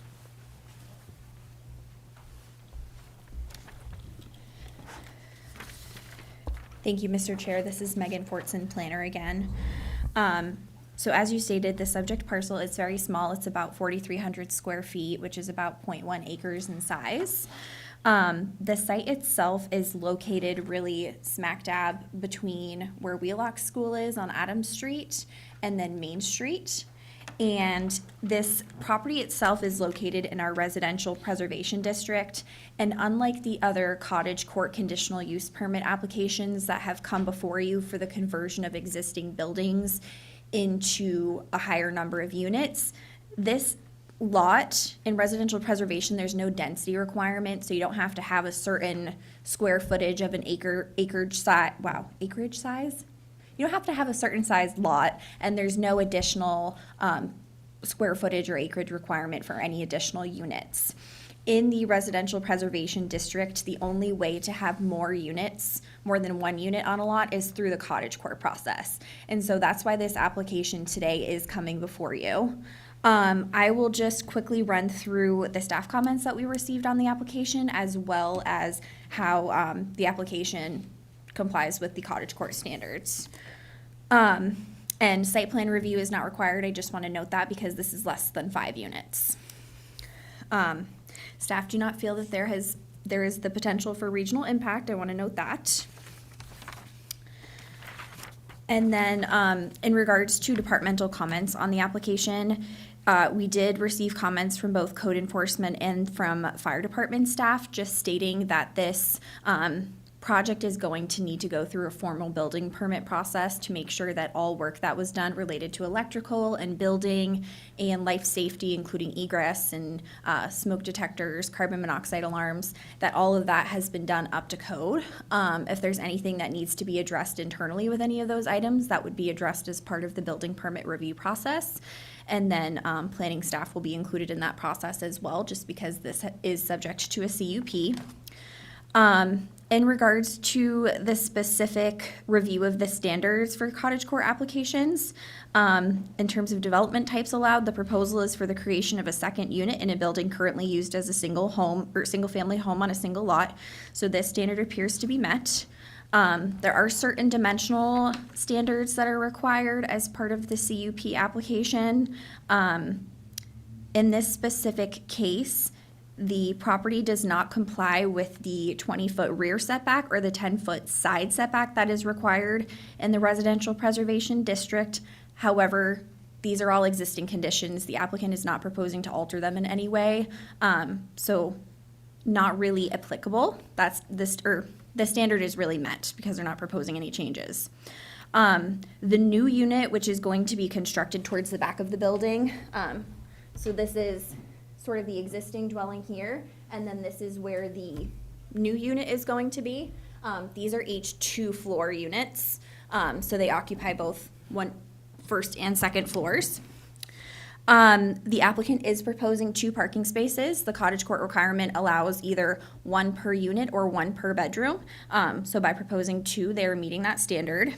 In terms of building separation, again, the proposal doesn't involve the construction of multiple buildings, so that standard in and of itself is not applicable.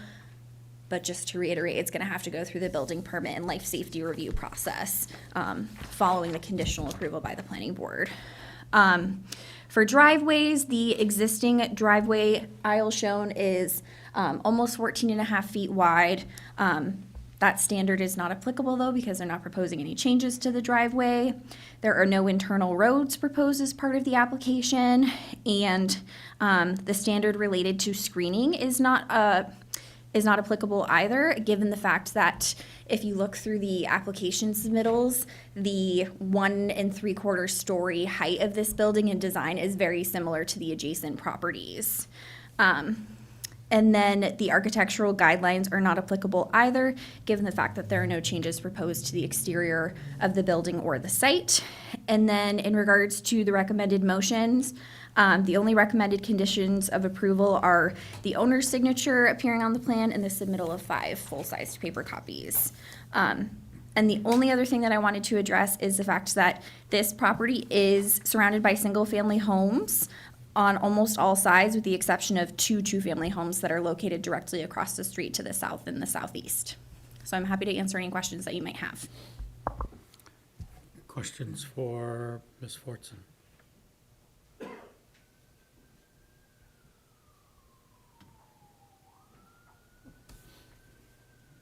Okay. Thank you, Megan. Is anyone from the public here to provide a comment on this project? I can't see everybody.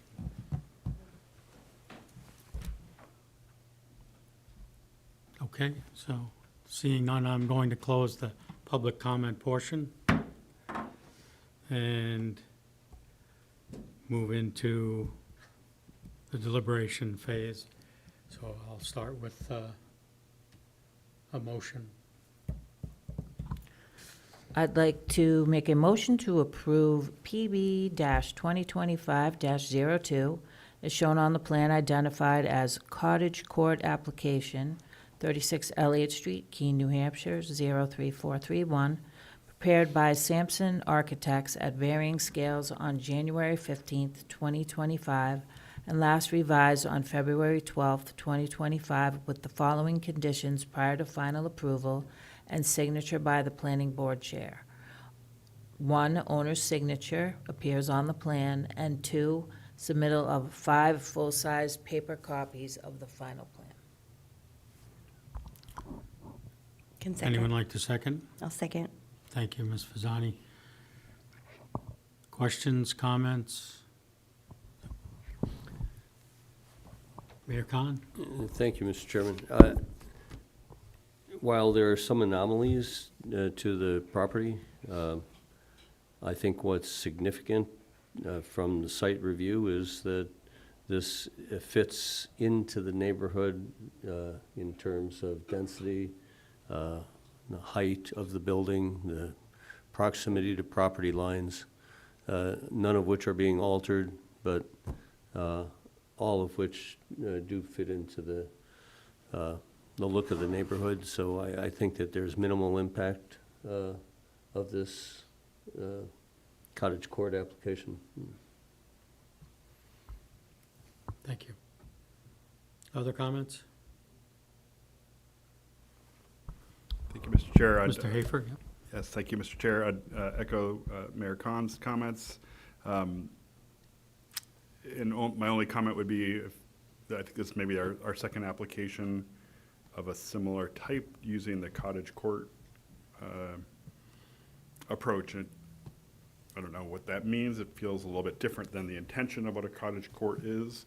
And I don't know if that's anything we address or could address, or I guess is this the best way for a project? Cottage court is the best and only way for something like this to happen in the city? Is that essentially, I assume that's why we're seeing this as a cottage court type proposal? Yeah, I think she said that was the only way that we could do it right. Yeah, Ms. Fortson, go ahead. If you can Thank you, respond Mr. to Chair. that. So yeah, this is, most of the applications that you have seen have been people who want to develop, like 30 High Street is a good example. That was a lot that was going from 2 units to 3 units within the existing building envelope. And they had to come before the planning board because they did not have the required square footage on their property. So they are able to go through the cottage court process, and it sort of removes the density requirements. We have an ordinance that was just actually passed that removed the density requirement altogether, so those projects aren't gonna have to come to the planning board anymore. Those multifamily uses will just be allowed by right in the districts where they're allowed through the through the regular zoning ordinance. In this case, the only way to have a second unit on a property in residential preservation is either through the cottage court process or by creating an accessory dwelling unit. In this case, I would let Mr. Sampson speak to this, but I'm assuming that the property owner's reason for going through the cottage court process is because he wants 2 rentable units. With an accessory dwelling unit, the property owner has to occupy one of the units, so he would only be able to rent 1 out instead of 2. So we might see fewer cottage courts coming through for properties that don't meet the lot size requirement that previously existed. But in a situation like this, the only way to have a second unit in residential preservation is through the cottage court process. Thanks for that explanation. Ms. Fasani? I will point out that it does not meet the potential for regional impact, and say that it'll be nice to have the 2 rentable units legal and inspected and up to code. So I'm in approval of that. All right, so I think we can move ahead to a vote. So we have a motion for approval of this conditional use permit for cottage court for 36 Elliott Street. All those in favor? Any opposed? Conditional use permit is approved. Thank you, Mr. Sampson.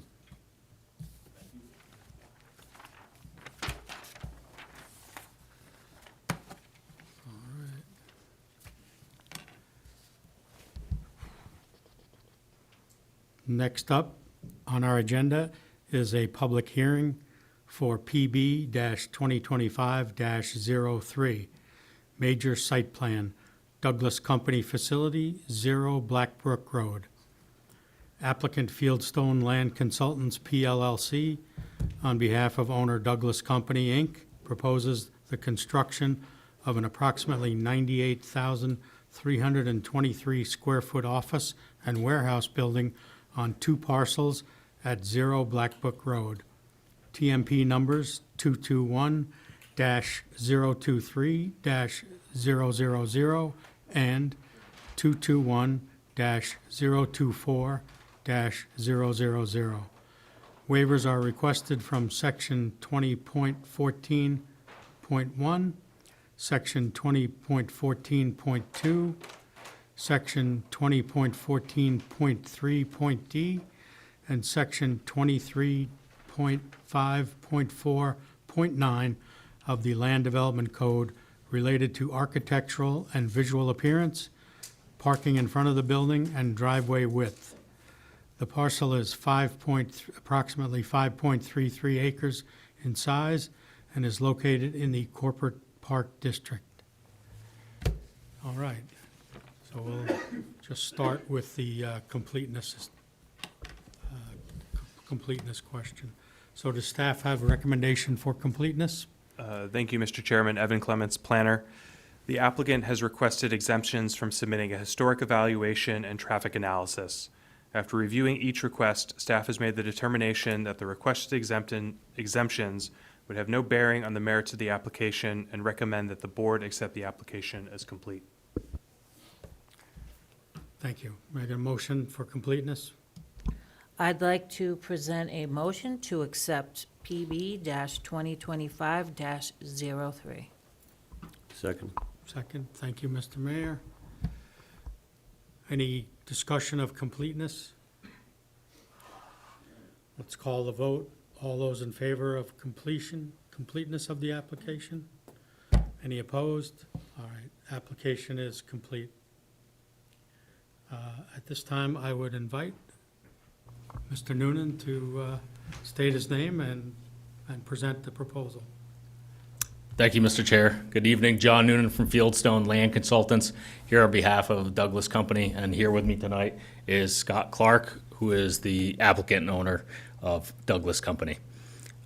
Here to present to you tonight is a warehouse facility on Blackbrook Road, looking to merge 2 lots that are out there to create roughly 12.5 acres of land as a single unit and construct a warehouse facility consisting of 2 phases. So phase 1 would be this middle section of the building here, approximately 57,000 square feet in size, and then total build out of approximately 97,000 square feet in size.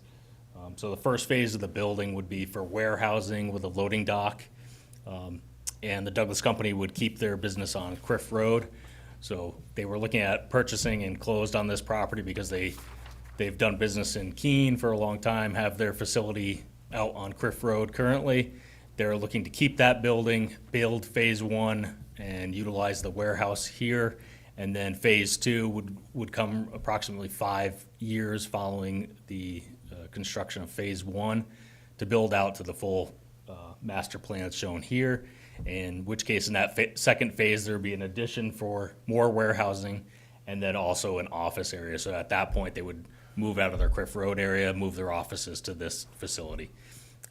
So there would be an access point off of the cul-de-sac at the end of Blackbrook Road. So we have an access here that's mostly for tractor trailer trucks and fire access. Basically a straight shot coming in, paralleling the driveway that currently exists out here along the Janos site. And then we're proposing a second entrance here, thinking that office personnel and smaller vehicles, cars and trucks for the employees can utilize this as a second means of egress in and out of the site. There's 25-foot drive aisles around the building, a parking lot in the front and a parking lot in the rear. Both parking lots have ADA access and are curbed with sidewalks. So on our plan here, so as you're familiar with this site in the past, this is in the 100-year floodplain, and there's also the floodway, which is further down following the river. So one of the largest things for designing the site is to offset and mitigate for floodplain compensation. So currently, the Douglas Company being on Criff Road, they've had issues in the past with flooding in their existing site there. So the main design priority on this site was to keep even the parking and building, certainly everything out of the floodplain. So we're proposing a berm and the site to be filled. And roughly where this yellow line is where the proposed floodplain line would be outside of all of the paved and site improvements. The existing floodplain is this blue line here that cuts across. So we've designed to offset the fill that is in the floodplain with an excavation to compensate for that same volume. And that's what's driven our design for drainage and grading on the site.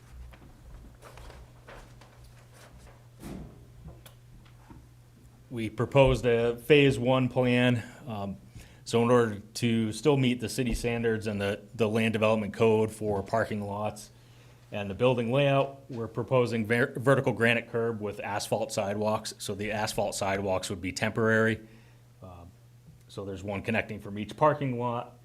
And then when they construct phase two, we would move the asphalt sidewalks and put in concrete sidewalks directly adjacent to the curbing. So they would leave curbing in place at each parking lot, and this would allow for them to put footings in. I know it was brought up during the site walk, but the phase two area, everything's being brought up to the elevation of the finished building. So there won't be a massive excavation in the phase two areas. Those will be maintained as lawn after phase one is constructed. So there'll be grass lawn in the phase one or the phase two areas of where those buildings are. So all of the parking and pavement access will be constructed as part of phase one.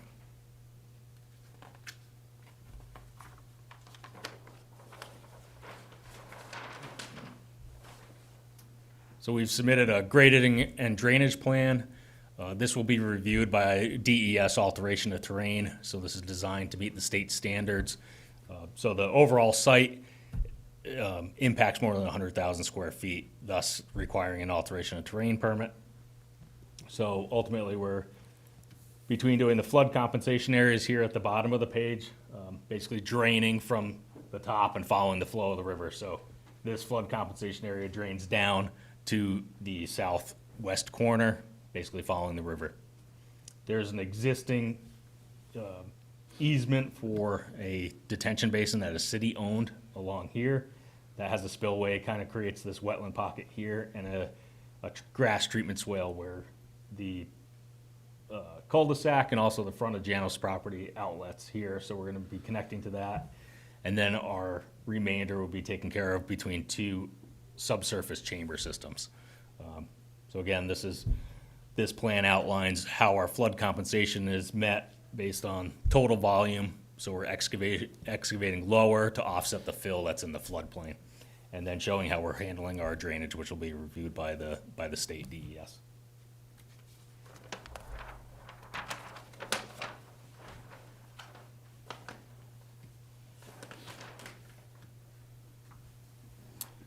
The next sheet is the utility plan. So this site has municipal water and sewer. There are stubs that were installed when they built Blackbrook Road in anticipation for the corporate park. So there's a stub for sewer, and then there is a stub out for, and valve for domestic water. So there's a 2-inch water supply line for domestic use, and then a 6-inch ductile iron water line that's stubbed out onto the property for fire use. So we're extending those with the 6-inch fire line, and at the direction of the fire chief, we've put a second hydrant on the site. So there's a hydrant about midpoint of the building. There's also an existing hydrant right at the cul-de-sac. So we end up with 2 hydrants, right in close proximity to the 3 businesses here that could help any of the businesses here. And then electric, there is a transformer. There's transformers out here, so we're gonna run from the transformer that's existing right next to Blackbrook Road. And the propane is the last utility that we're showing here. So we're gonna meet with the Janos property owner, but the easement where this driveway is to the north, it's a crossing easement for the subject lot that is owned by Douglas. It's also a utility easement. So what we're looking at doing is installing, in the easement it says that you can install any utilities to cross to service these 2 lots. So we're gonna put our propane tanks in parallel with the existing propane tanks that service the Janos property or business there. So we have gas here. It'd be right in line with the other gas tanks that are there in that area. So that is the utilities.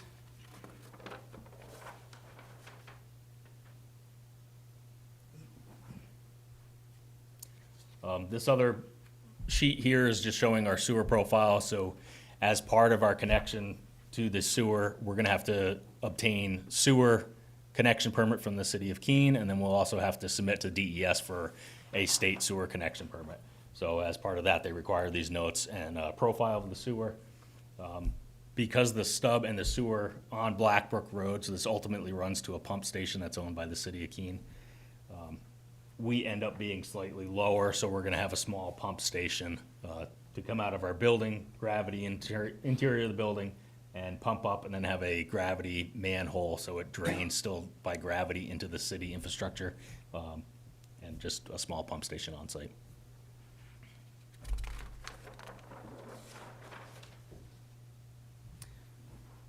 Lighting plan, so it's a combination of wall packs, so wall-mounted lights, and pole-mounted lights in the parking lots. These are all LED full cutoff fixtures. They're 3,000 Kelvin temperature rating and more than a 70. They're all 80 CRI for the color rendering index to meet the state or the city LDC standards for lighting. Very similar to what we've used in other site plans in Keene and on this site in the past. Landscaping plan submitted to show that we've meet the standards. So really it's screening for the parking spaces. So along that soil berm that we have between the parking lot and the floodplain line, we're placing shrubs along the top of that. So you would just have a small berm next to the parking lot. There's curbing, and then along the top of that berm, placing shrubs there. And then trees along the edges of the parking lot and along the rear here. So these 3 rear maple trees are in alignment with the existing trees that are on the Janos property.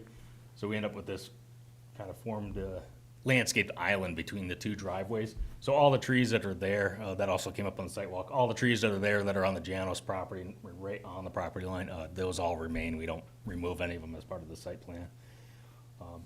And then in the floodplain compensation basins, we've called out as a pollinator-friendly seed mix, so it's a mix of wildflowers, friendly to bees and pollinating species. And then we've also called out some weeping willow trees. So these were recommendations by the Conservation Commission when we went forward with another project in town where we had a floodplain compensation basin to really just provide some landscaping and improve what's there for what would just be a big wet hole on someone's property. So it looks at least decent and is pollinator friendly. And that's it on the site plans. Of course, we've provided construction details for utilities, construction of stormwater, subsurface chamber systems. We also provided a turning exhibit for both tractor trailer traffic. So this was, in the design and working with our client and the architect on, how deep back we had to set the loading docks in order to make this work. Ultimately trying to push the building to the high point of the property because of the flood issue closer to the river. And as part of this, we also did a turning exhibit for the Keene ladder truck, so the largest truck that Keene has.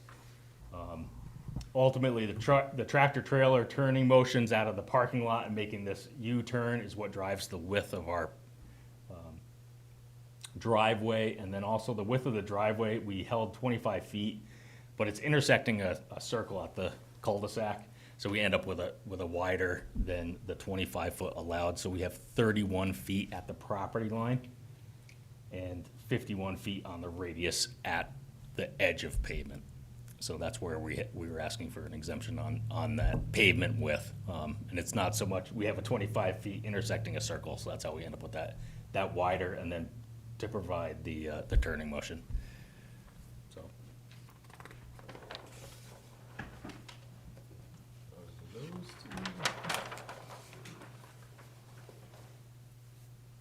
Got too many plans here. There we go. Thank you, Mary.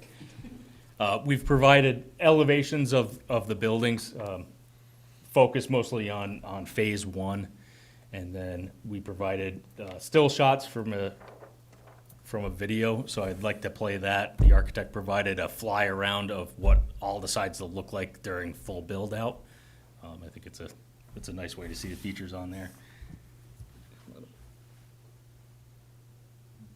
I think if I hit play, it should.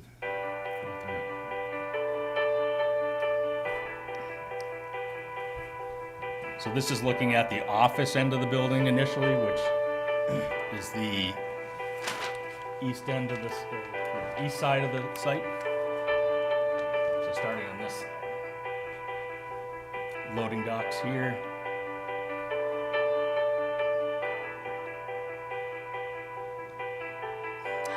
Basically coming up this wall here.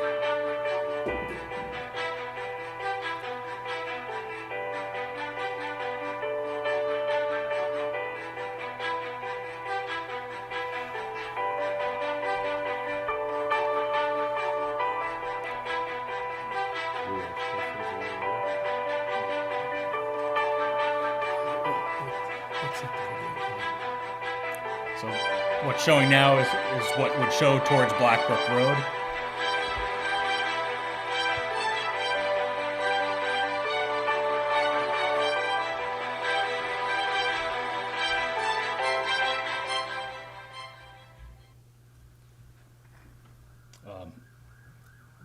So most of we're asking for 3 waivers.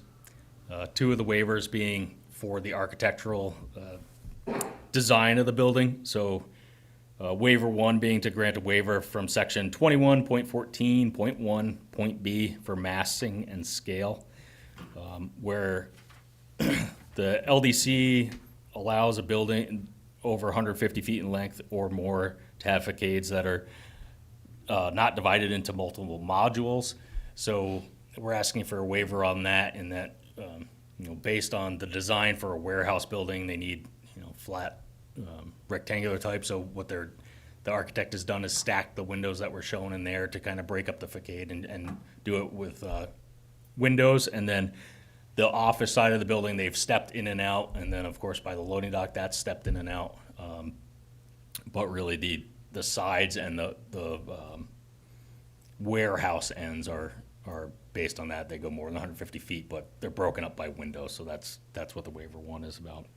The second waiver, asking to grant a waiver of section 21.14.2A for visual interest of the land development code to allow for uniform appearance of the building. So in that, they've done on the office end of the building is changing of colors of the building, plus the large kind of tower area and windows that break that up, and then the remainder of the building having a difference in colors between the gray and the cream color, and then doing like a split concrete block on the bottom 4 feet as like a foundation wall to kind of tie it together, make it look nice.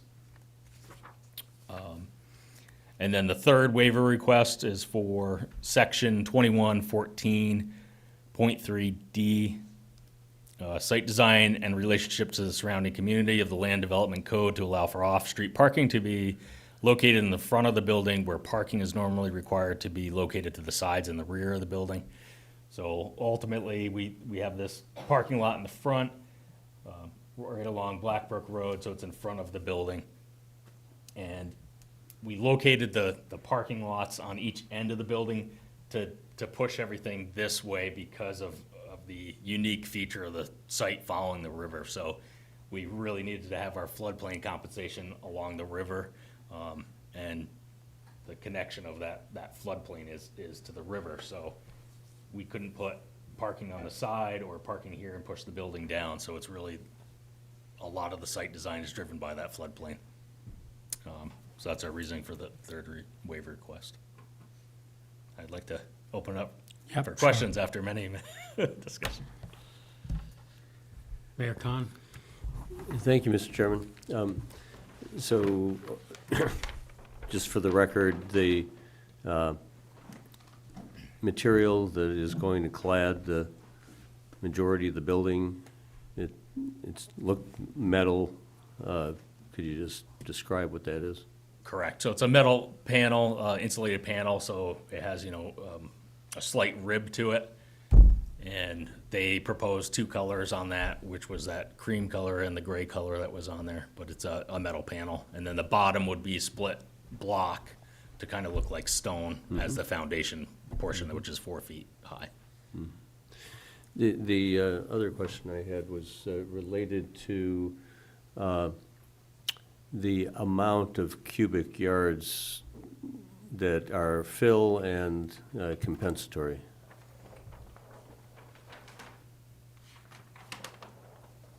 So on our GR1 sheet, we call out what the. I thought it might be in that panel, which was really hard to read. Yeah, so it's also in our narrative, but we have total cut in, so the total fill in the floodplain is 6,362 yards, and then we're cutting 7,034 yards. So we end up with an excess flood compensation of 671 yards. So we're over, and that's really driven by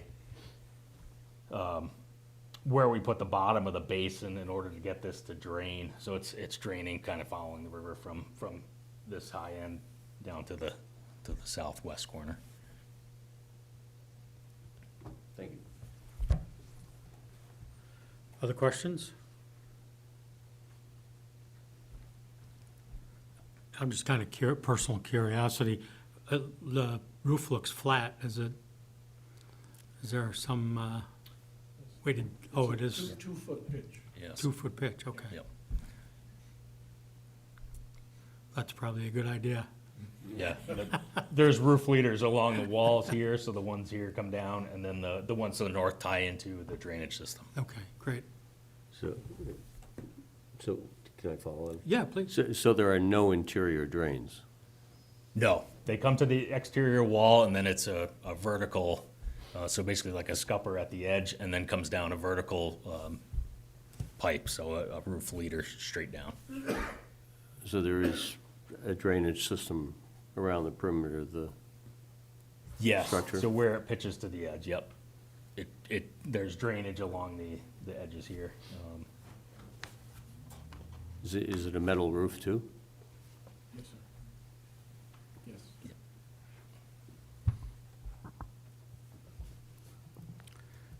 It's good. Okay. Thanks, John. Thank you. Mr. Clements, you're up.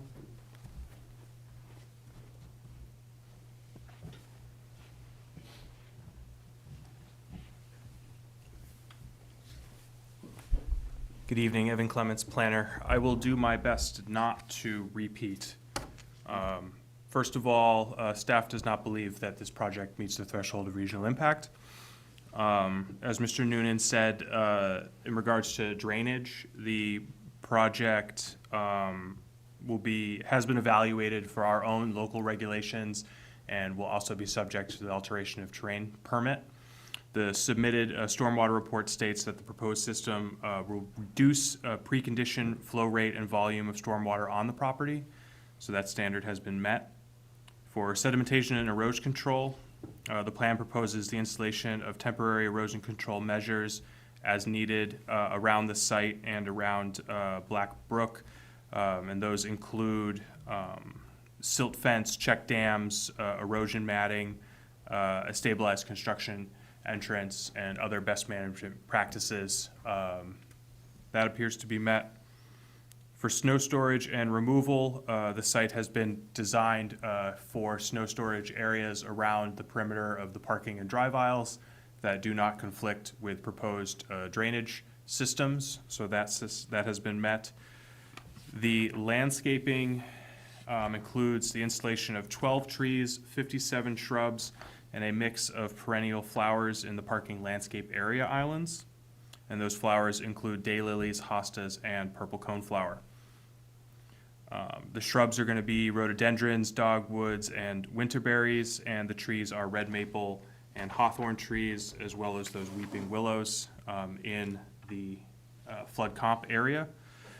Over 3,476 square feet of parking area landscaping is proposed when they're only required to provide 217 square feet.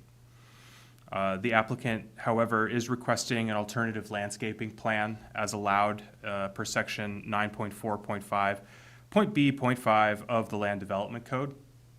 This is related to parking lot designs, and large parking lots of 50 spaces or greater are supposed to be designed to minimize the practice of large unbroken areas of pavement.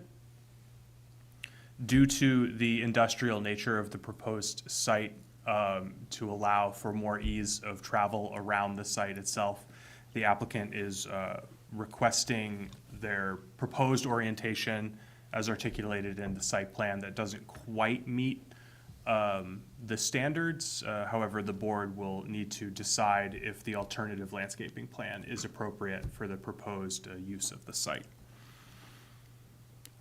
For screening, the proposed dumpster area will have a dumpster enclosure that meets our standards, and at this time, the HVAC system for the warehouse and the office has not yet been designed. However, the applicant notes that those mechanicals will be set back at least 10 feet from the edge of the roof line as required by our standards, and will be screened to comply. So at this point, this standard has been met. As Mr. Noonan said, all of the proposed lighting, including the lighting levels along the property line, are all within our standards, so that's been met. I won't go into further with that. Water and sewer, again, the DES sewer connection permit, as well as all required improvements on site to tie into those existing water and sewer lines at Black Brook Road. The city engineer has worked with the applicant extensively to get those details to a point where they're comfortable with the proposal. So that's been met.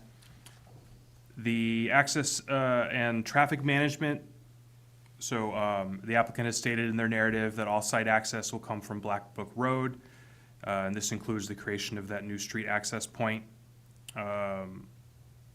as well as the utilization of the existing access on the adjacent property. A 25-foot wide two-way drive aisle is proposed to circumnavigate the site and connect with parking areas, loading docks, and the public right-of-way. Truck turbine exhibits have proven the geometry of the proposed circulation is sufficient for both their needs with 18-wheelers as well as emergency services. The project includes pedestrian pathways around the building for both phases, temporary pedestrian connections for the parking areas for phase one will be removed during construction for phase 2. A bike rack is proposed to be installed near the entrance of the office building that is part of phase 2. And then a mix of curbing is proposed to protect those pedestrian walk areas, landscaping, and the building from vehicles rolling forward accidentally. The proposed use is required to supply 57 parking spaces. The plan proposes 74 parking spaces, including 3 accessible spaces and 2 van spaces. Parking areas are located on the western side and eastern side of the property. The applicant had requested an exemption from submitting a traffic analysis and provided ITE trip generation estimates. The manual estimates 77.7 trips per workday and approximately 42 trips per each peak hour, which is underneath our threshold for a full traffic study. And then the applicant states in their narrative that the Blackbrook corporate part was designed to accommodate traffic associated with larger scale business uses, such as the existing users and this proposed use. The Douglas company was able to provide some real-life practical estimates of their current traffic generation, and they noted they're seeing about 5 trucks per day and about 25 trucks per week in and out of their current site on Criff Road. So in tandem with the city engineer, this appears to be met. I do just want to take a moment. The application was noticed with the waiver from section 23 for that pavement in excess of 25 feet at the property line. The land development code allows you to approve that deviation without a formal waiver vote, as long as the geometry necessitates that increased width. And so that geometric analysis is the truck turning plan. The city engineer and I had a chance to discuss it, and he believes that based on the truck turning plan, that additional footage is necessary. So you can just, if you're comfortable with that, as you will be approving that sort of exemption, not waiver, whatever you want to call it, as part of this application. Filling and excavation, as Mr. Noonan just explained, they're going to be using most of the material that they cut for the flood comp. However, Black Book Road is just adjacent to Wyman Road, which connects directly to Route 12. So large vehicle traffic to and from the site will move swiftly to larger roadways without generating significant impact to the surrounding area. That appears to be met. There's the surface waters and wetlands, as described on the site by Mr. Noonan, are not proposed to be impacted directly. Part of the flood compensation will include some work within the wetland buffers themselves. However, flood compensation is a permitted use within the wetland buffer, so no conditional use permit is needed for that. So this standard is met. For hazardous and toxic materials, the applicant states in their narrative that the proposed use does not utilize hazardous or toxic materials, so that's met. Noise, the applicant states in their narrative that the noise generated by the use will be similar to surrounding businesses. The site is located in an area suitable for the intended use and will not conflict with other properties. That's been met. The applicant did a very good job of describing the proposed architectural and visual appearance and their attempt to meet the intent of the board's standards related to the design of the building. It's worth noting that the majority of those standards were written to encourage a pedestrian-oriented articulation of buildings and site development. Needless to say, Black Book Road is not exactly a high foot traffic destination. So the staff believes that the applicant has made a good faith effort to meet the intent of the regulations wherever possible, while also understanding that the nature of the development is requires certain deviations from the strict conformity. So that's why they're proposing the three waivers related.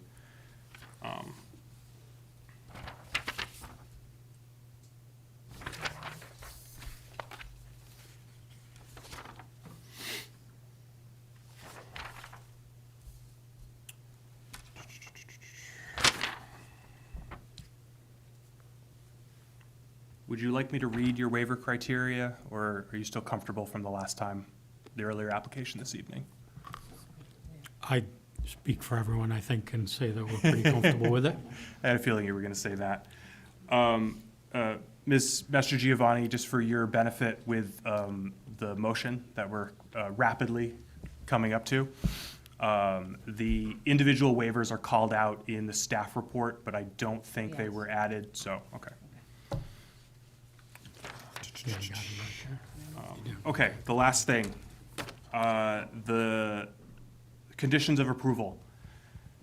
We've got the normal ones, owner's signature, so conditions precedent, owner's signature, submittal of a security for landscaping, sedimentation, erosion control, and as-built.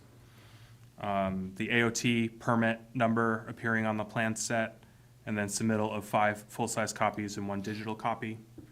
2 subsequent conditions. The first one is the prior to the commencement of site work, the Community Development Department shall be notified when all erosion control measures are installed, and the director or their designee shall inspect those measures to ensure compliance with this site plan and all City of Keene regulations. That's normal language. And then the last one is unique to this application. So we have, in the Land Development Code, we have standard criteria for active and substantial development. So after final approval, an applicant has 2 years. 2 years, thank you. 2 years to achieve active and substantial development. There's a provision for extensions, 3 extensions, each with a higher test of necessity for that additional 180-day extension. The planning board also has the authority to create customized active and substantial development for projects that need that flexibility. This project is one of them. The applicant has decided to make Keene their long-term home, and staff is very excited to retain the Douglas Company within the city, and for them to have an opportunity to find a piece of property that they can build out and grow into is exciting. So staff is recommending that in order to support them, the timeline to achieve active and substantial development for Phase 2 shall be 5 years and shall commence on the date of the issuance of the certificate of occupancy for Phase 1. So that gives them 5 years from finishing Phase 1, as well as those 3 extensions, if needed, down the line. So that is why that is in there as a subsequent condition. That's all I have. Great, thank you. Questions for staff? I'm just want, for sake of clarity, you mentioned that if we, the waivers are one thing, we need to address each one of them individually, but the alternate landscaping, do we need to address that individually? I would suggest discussing it and acknowledging that this isn't a strict this isn't a strict adherence to the zoning ordinance, but the planning board has the authority from the zoning ordinance to approve an alternate if you deem it meets the overall intent of the section 9(4). And the width of the parking, that's just included, we don't need to address that separately? I don't believe so. I wanted to bring it up so that it was part of the record for Sure. this application. Yeah, no, I appreciate that. Mr. Clancy? Thank you, Mr. Chair. For the erosion control measures, are those going to need to remain up for the duration of phase 1 and 2? Or do we need to put language in there to say they can take them down and then put them up at the commencement of phase 2? It's a really good question. All of the earthwork associated with the flood compensation, the drive aisles, the parking lots are all going to be part of phase 1. So the lion's share of the disturbance will be phase 1. Mr. Noonan and I have discussed that the intent for phase 2 is for them to really just kind of be able to come into the middle of the site, do the foundation work they need, and then expand the building as an addition. That being said, the alteration of terrain permit for this project will still be active, so they will still be required to maintain, to make sure that all of those things are in place when they are redisturbing the site. And locally, planning staff will be made aware when they come in for a building permit for phase 2, so we can just double check.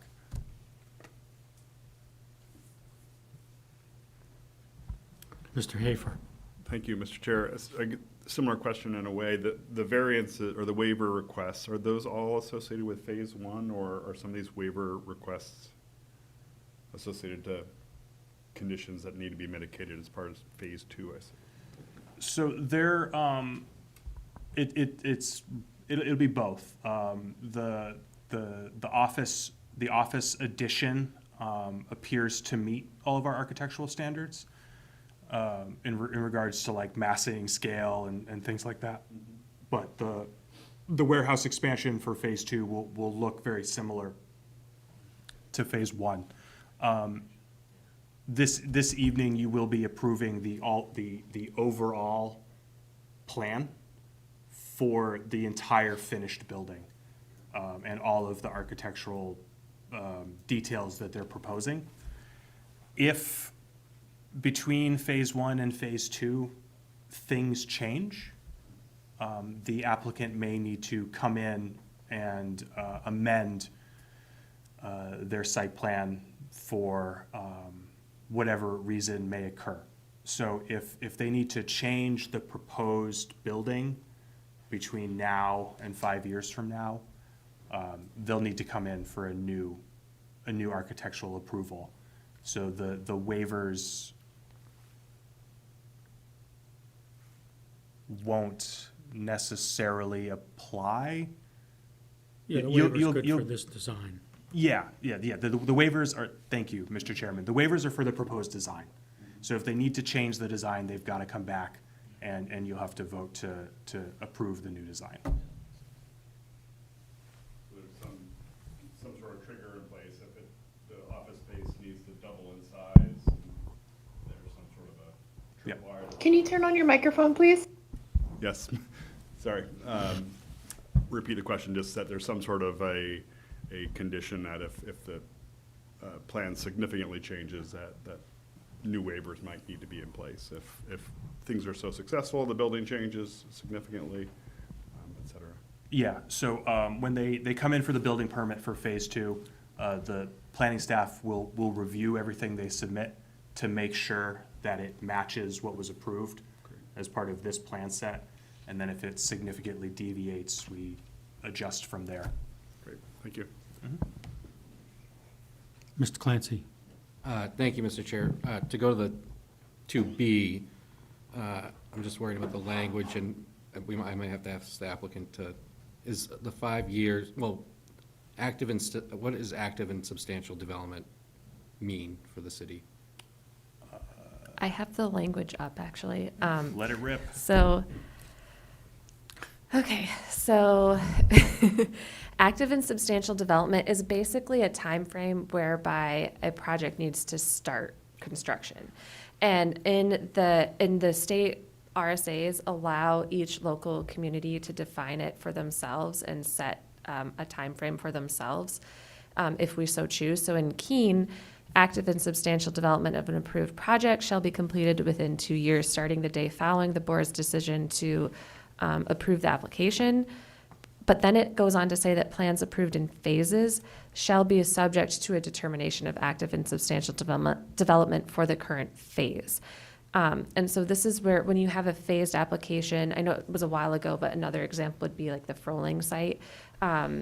You, as the board, have the flexibility to set the timeline for the second or for the future phases of the project, since they're coming to you now for the approval for all phases. The active and substantial development for the first phase would be what it normally is, and then for any future phases, you have the ability to set it to whatever you deem is reasonable. And then just to follow up. Oh, sure. So I think the applicant might need to answer this, but is 5 years at the date of issuance of certificate of occupancy for phase one work for the applicant? We were very conscious of the applicant's needs, so that's where that number came from. And like I said earlier, phase one is gonna be like the parking area and the drainage system and the flood comp and all of the things to ensure that the site functions appropriately. And then they're just coming in now so that when they're ready for phase two, they can move forward with permitting without having to come back in for site plan. Mayor Khan, did you have a question? I wanted to take the issue of alternative landscaping into the minutes to reflect that that's been presented. It looks adequate, and I don't think there's any further need for clarifying that landscaping plan as qualifying to meet our standards. Is that sufficient to? Thank you. Well, we'll probably have to repeat that once we have the motion on the floor. Eh.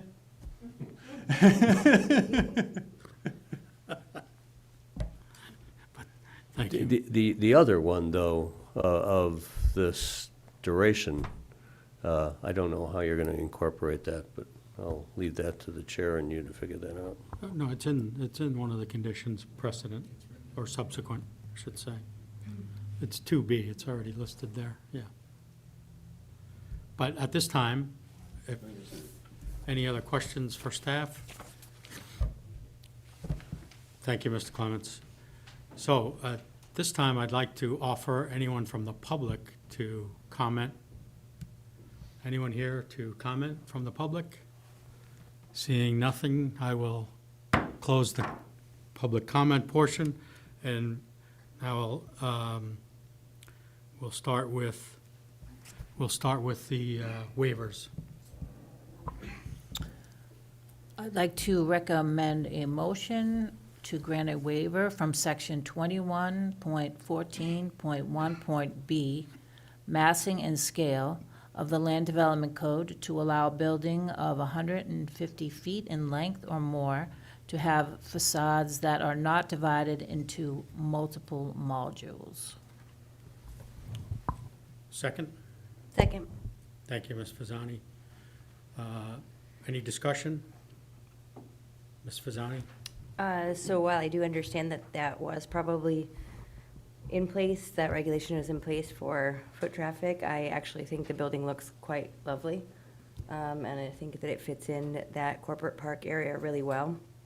So that's the only comment on that. Thank you. Yeah, and I would agree with that assessment. It's, having the video was helpful, thank you. And it definitely is, it's an attractive building, consistent for many, or better than many warehouses I've seen in my days. So congratulate you on that. Okay, any other questions, comments? Let's move to a vote. All those in favor of waiver for the 21.14.1.b? All those in favor? Any opposed? Waiver is granted. Waiver request 2.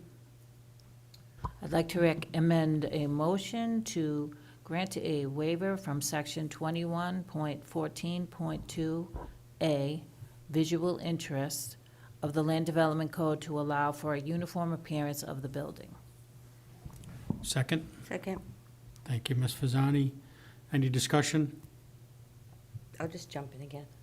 Yes, Ms. Fasani. I also just want to comment that those windows, the vertical windows, that must be nice for people working in the warehouse. They look great, so that was a nice job to kind of break up that typically long metal panel look. So I thought that they did a really nice job with that. Other comments? All right, let's call the vote. All those in favor of granting a waiver from section 21.14.2.a, visual interest, indicate. Thank you. Any opposed? Waiver is granted. And finally, waiver 3. I'd like to recommend a motion to grant a waiver from section 21.14.3D, site design and relationship to surrounding community of the Land Development Code to allow for off-street parking to be located in front of the building where parking is normally required to be located on the sides and rear of buildings. Thank you. Second? Thank you. Any discussion? All right, let's move to the vote. All those in favor of granting a waiver from section 21.14.3.d, so indicate. Any opposed? All right, waiver 3 also granted. All right, let's move to the main motion for the total proposal. I'd like to make a motion to approve PB-2025-03 as shown on the plan identified as Douglas Company, Inc. warehouse facility prepared by Fieldstone Land Consultants at a scale of 1 inch equals 50 feet, dated January 17th, 2025, and last revised February 10th, 2025, and the architectural elevations prepared by BTH Architects at a scale of 1/16 inch equals 1 foot, dated January 15th, 2025, with the following conditions. Number 1, prior to the final approval and signature by the planning board chair, the following conditions precedent shall be met. A, the owner's signature shall appear on the plan. B, submittal of security for landscaping, sedimentation, and erosion control, and as-built plans in a form and amount acceptable to the city engineer. C, the alteration of terrain permit number shall appear on the plan set. D, submittal of 5 full-size paper copies and 1 digital copy of the final plan. And 2, subsequent to the final approval and signature by the planning board chair, the following conditions shall be met. A, prior to the commencement of site work, the Community Development Department shall be notified when all erosion control measures are installed, and the Community Development Director or the designee shall inspect the erosion control measures to ensure compliance with the site plan and all City of Keene regulations. And B, the timeline to achieve active and substantial development for Phase 2 shall be 5 years and shall commence on the date of issuance of a certificate of occupancy for Phase 1. Thank you. A second? Second. Thank you, Mayor Khan. Comments? Opinions? Ms. Fasani? Sure, I'll jump right in. So I agree with the staff assessment that it does not have the impact or it doesn't have the potential for regional impact. It's getting late, saying it too many times. I also want to just make a comment that it's wonderful that we can keep this business in our city. It's moving from one floodplain to another, so that might be a little nuts on their part, but I do appreciate that they are staying within the city and making an effort to continue their business here. Going through this very detailed plan that they came up with, putting the time and effort and the money into that kind of construction on a floodplain like that is certainly a commitment, so I'm excited to see that come forth. Mayor Khan? Yeah. I think the presentation today demonstrates not just the commitment to the community and Keene, but also to a corporate headquarter location that is going to dignify the presence of the company.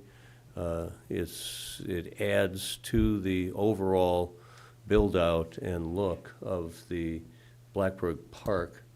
I think that there are a lot of positive steps that are being taken here to preserve the business and to create the corporate park look that everybody envisioned for that location. So I congratulate the design effort and wish you well in your efforts to bring this out of the ground and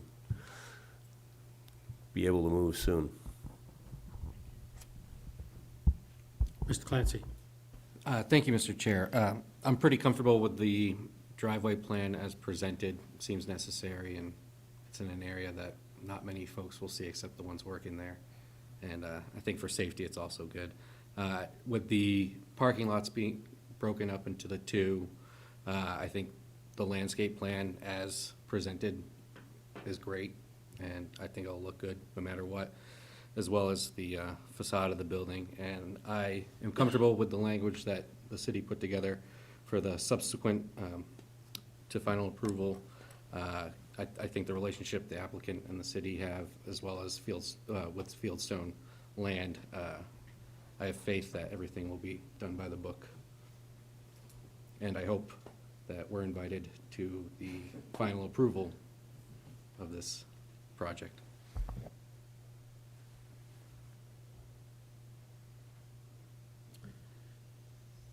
Yeah, I don't want to take a lot of time, but I do want to say I think it's a great project, and I really commend the thoroughness that Mr. Noonan put into it.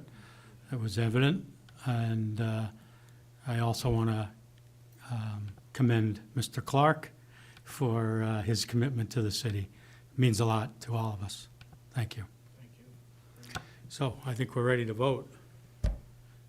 So we have a motion and a second for approval of the project. All those in favor indicate. Any opposed? Project is approved. Thanks for sticking it out this late. Thank you. Thank you folks very much. Appreciate it.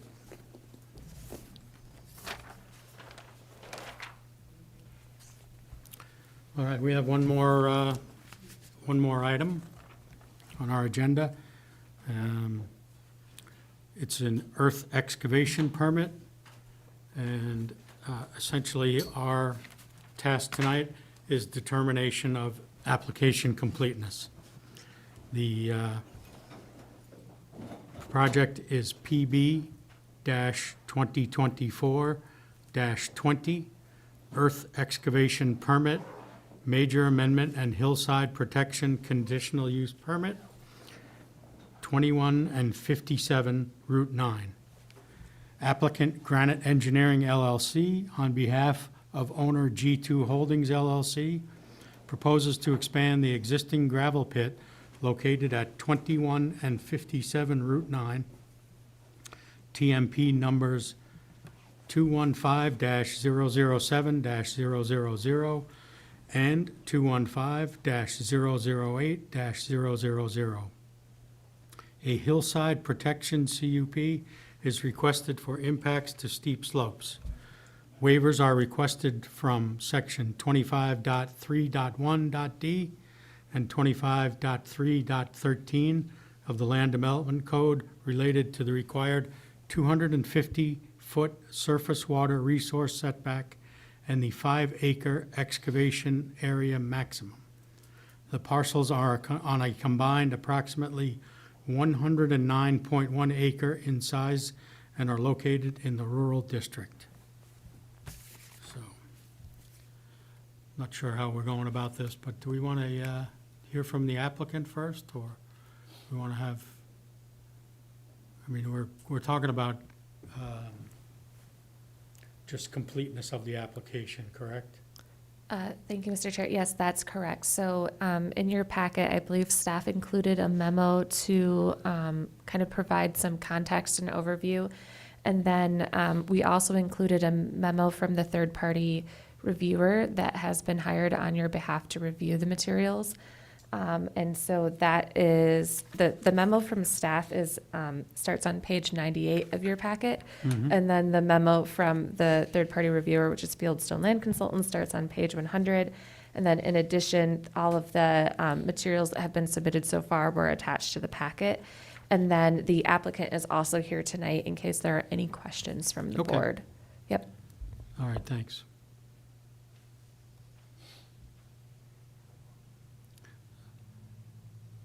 I'm sure all of us got to page 95 and 100.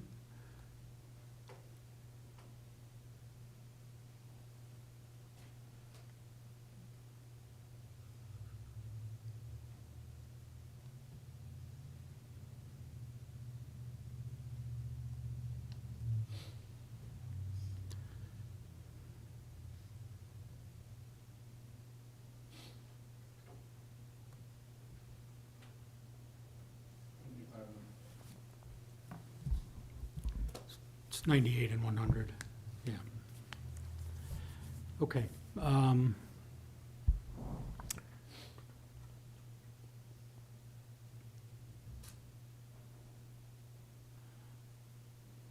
So I won't read it to you. You guys could read, but the consultant has recommended completeness, and I think it's reasonable for us to discuss that at this point. So, and that we can ask the applicant who is here if we have any questions about it.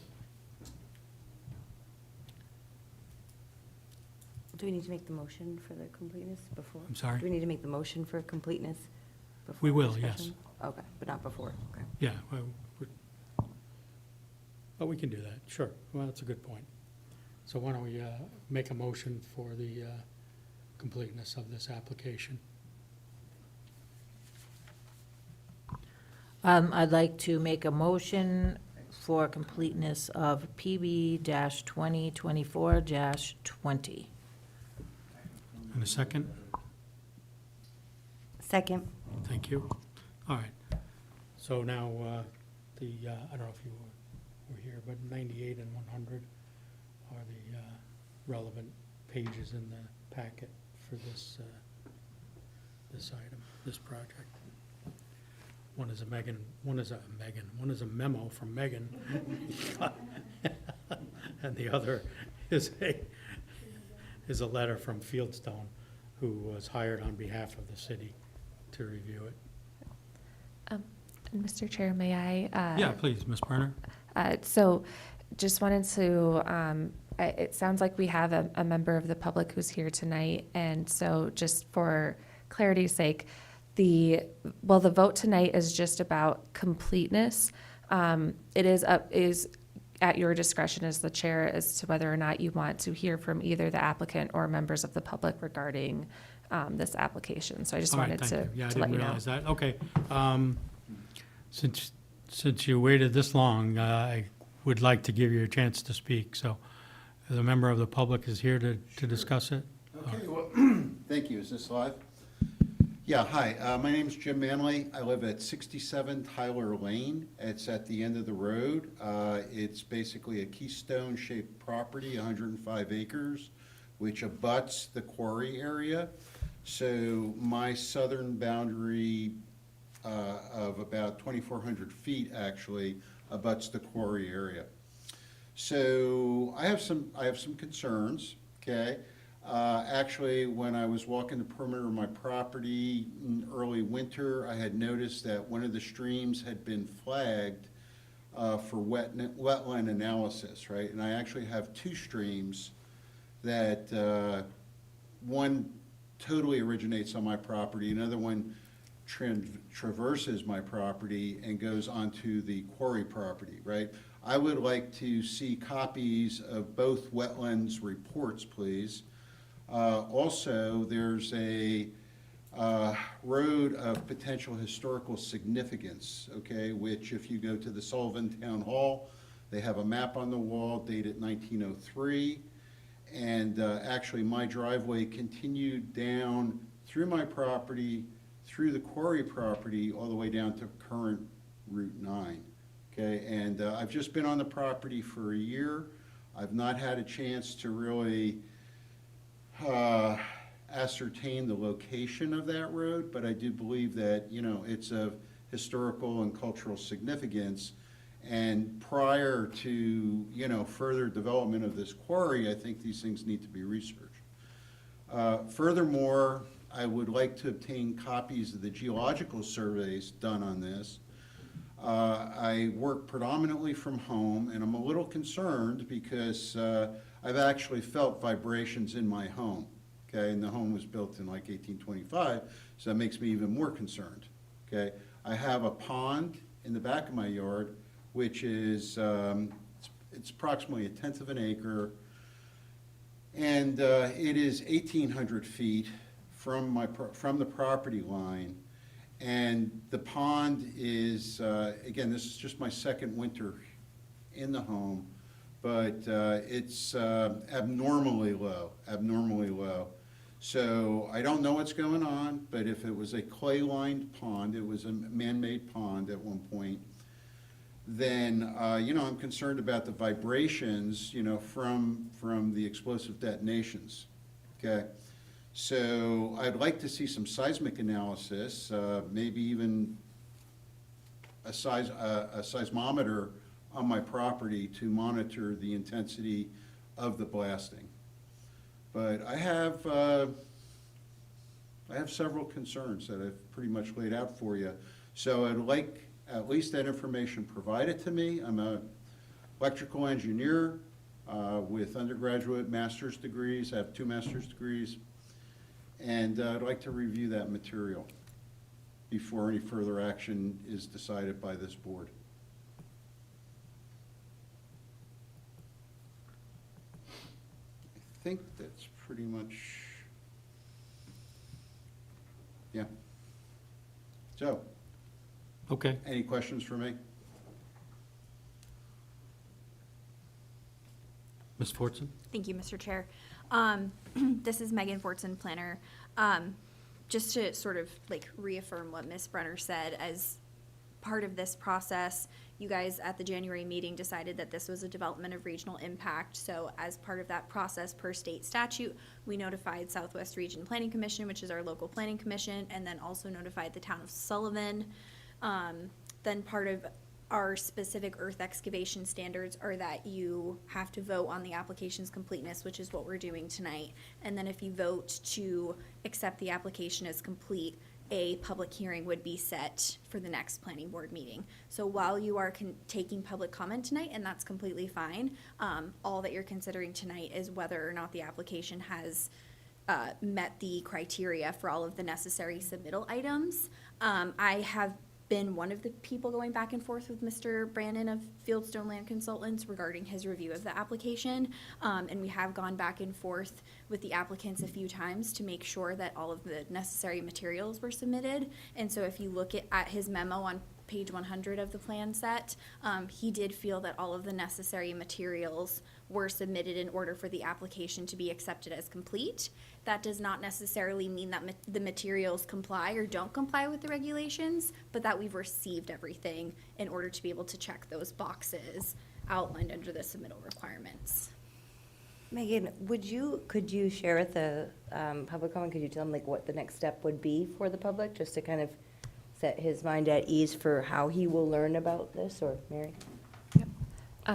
Yeah, so I think for anyone who's interested in following along with this project, if the board votes to accept it as complete tonight, per the regulations outlined in the Land Development Code, it would next go to the Keene Conservation Commission. I believe their next meeting is March 17th, which is St. Patrick's Day, so it should be easy to remember. And they will be conducting a site visit. The timing of that has to be confirmed, but I believe it will probably be at 4 p.m. and then the Conservation Commission meeting is at 5 p.m. And so that would be an opportunity, and those are all open to members of the public to come. Could I be notified of those meetings and invited? We will be putting the agenda packet online a week ahead of time. Where would I find that? So you could sign up under, I'm sorry, Mr. Chair. Yeah, okay, go if I'm ahead. answering No, these that's questions. If you sign up online through the keenanh.gov website for email updates, you will get an email when the Conservation Commission agenda packet is published.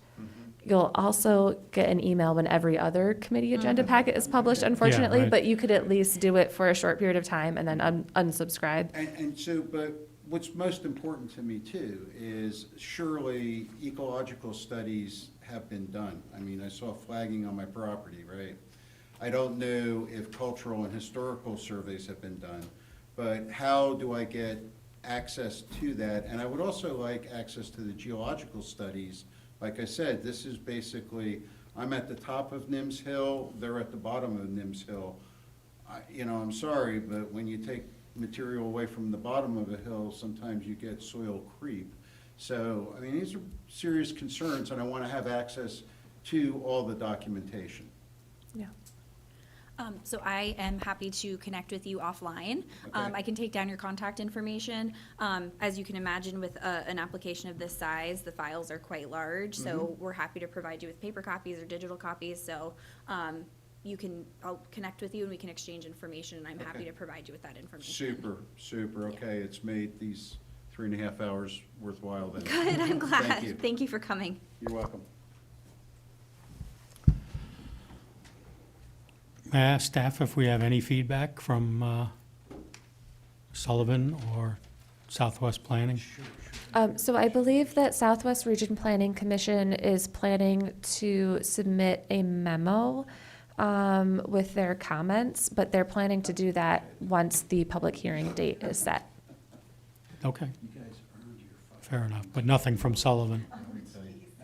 Nothing, no formal correspondence from the town of Sullivan at this point. Okay, because it seemed like the historical aspect is tied to Sullivan, but, okay. No, excuse me, that would be tied to Keene too, because the road went from current-day Tyler Road all the way down to current-day Route 9. So Okay. it does traverse it. Okay.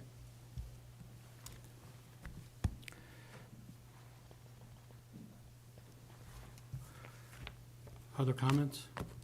Well, actually, anyone else from the public? So I'm going to close the public comment portion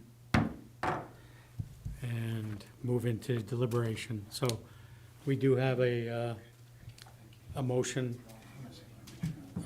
that's been forwarded and seconded for the completion of this application. So any comments? I mean, just based on staff recommendation and based on Fieldstone recommendation that the application is complete, I don't have anything further to discuss. Right, okay. Okay, so I really Mr. Clancy? Thank you, Mr. Chair. I'm comfortable moving forward and putting this to a public hearing. Good. All right, so let's call the vote. So this is for the completeness of PB 2024-20, conditional use permit. So all those in favor of considering the application complete, please indicate. Any opposed? Okay, application is complete, and we can move to public hearing on this next month. Thank you. Thank you for your comments. Appreciate it. You're welcome. All right. That just leaves some inside baseball left. So, master plan update? Thank you, Brenner? Mr. Chair. I will keep this very brief, I promise. Thank you. So the master plan project is chugging along. If you'll recall, we have task forces that were formed for each of those 6 pillars for the community vision. And so those are happening right now. They've already had their first round of meetings in January. Some of them have met a second time, and those are wrapping up, I believe, all this week. And so we already have a draft list of goals for each pillar. And then moving forward, we're working on drafting some strategies. We have a lot of youth engagement that's been happening. So Mr. Clements and Ms. Sportson went to Keene State College architecture class recently and got some really great feedback and documented it using the online Mentimeter. So we actually have some data. And our new director, Andrus, and our planning technician are going to go to the high school, to the mayor's youth summit, to get some input from some high schoolers. So thank you, Mr. Mayor, for that connection. And then we're also going to be presenting to the 8th graders at Keene Middle School. They're currently doing an environmental unit. And so we're going to be talking to them about the environmental impacts of transportation and land use and solid waste management, as well as energy. And then they are actually going to be building this into their unit, which is really exciting. So we're just going to go and give them some information, and then the teachers are kind of take it and run with it, and have the students break up into smaller groups and do a deeper dive into each of those 4 sort of topic areas and feed information back to us. And so because all of this input is actually getting gathered, it's a little bit later than we had hoped, but it's still really great timing for the project. And so in order to incorporate all of that great feedback, we're going to be releasing the prioritization survey. Wow, it's hard for me to talk this late. By like 3-4 weeks to give us time to get that input back and then take it into consideration when we're drafting those strategies. So there's going to be a prioritization survey that gets released to the larger community, and that will be to basically get more input from the community on those strategies and how they should be prioritized, which will be really useful information as we work with the steering committee to build out an implementation plan.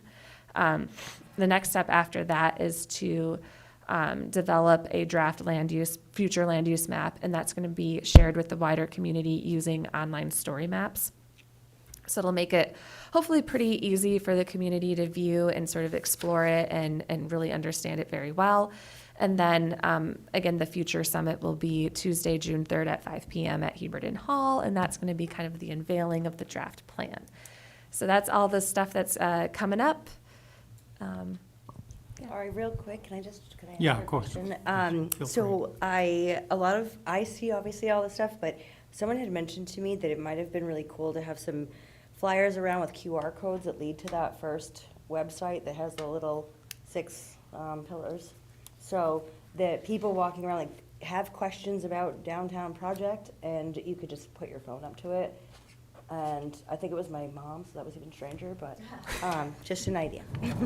Thank you. Yes, and we have, it's been maybe a month or so. So those online discussion boards are still live, and we're still actually actively receiving comments, which is great. I did try to put up some flyers with QR codes, but they've probably like gotten cycled off by now, so we could do another round of those. Thank you, Mary. Any staff updates for this evening? I believe this is our first planning board meeting with Paul, who is Paul Andrus, who's our community development director. Do you not have the I think he was here microphone? last month. Going on week 4 for me. So, and every time I see this crew in action, I'm impressed with their preparation and the presentation and the communication and follow-up. So I'm just delighted to be part of the team and hopefully add value to everything that we're doing. And there's a lot of really good stuff that's happening in town, and you're all involved in it. So it's you know, I'm coming. I could give you my background and such, but it's kind of late. But this is a return to the Northeast for me and my wife, having grown up in Western New York. I've been out west for 30 years plus, and we're really glad to be here, especially in this town, and all of the things that it provides as a quality of life. So, anyway. Especially the weather, right? You really have been loving this. Oh yeah, the weather's been it's been a return to what I remembered growing up, to say the least. But it's looking forward to spring like everybody else. So, anyway, glad to be here. Yeah, everybody. thanks. Welcome, Paul. Any items of new business that anyone would like to bring forward? Okay. So we do have some upcoming dates of interest. Joint Committee of the Planning Board and PLD. That's March 10th at 6:30 PM. Planning Board Steering Committee, March 11th, 12 PM. Planning Board Site Visit, March 19th, 8 AM, to be confirmed. It's really not working out well, site visits. We need to have more people show up. If there's better times or something else, you can shoot staff a note and, retired guy like me, I show up anytime, so. But, yeah, we haven't had a quorum, I think, in several months, so that's not good. It's not fair to the applicants. And finally, next planning board meeting, March 24th, 6:30 PM. I see on the agenda, no more time items. So I guess that speaks for itself. And with that, I will adjourn at 9:33.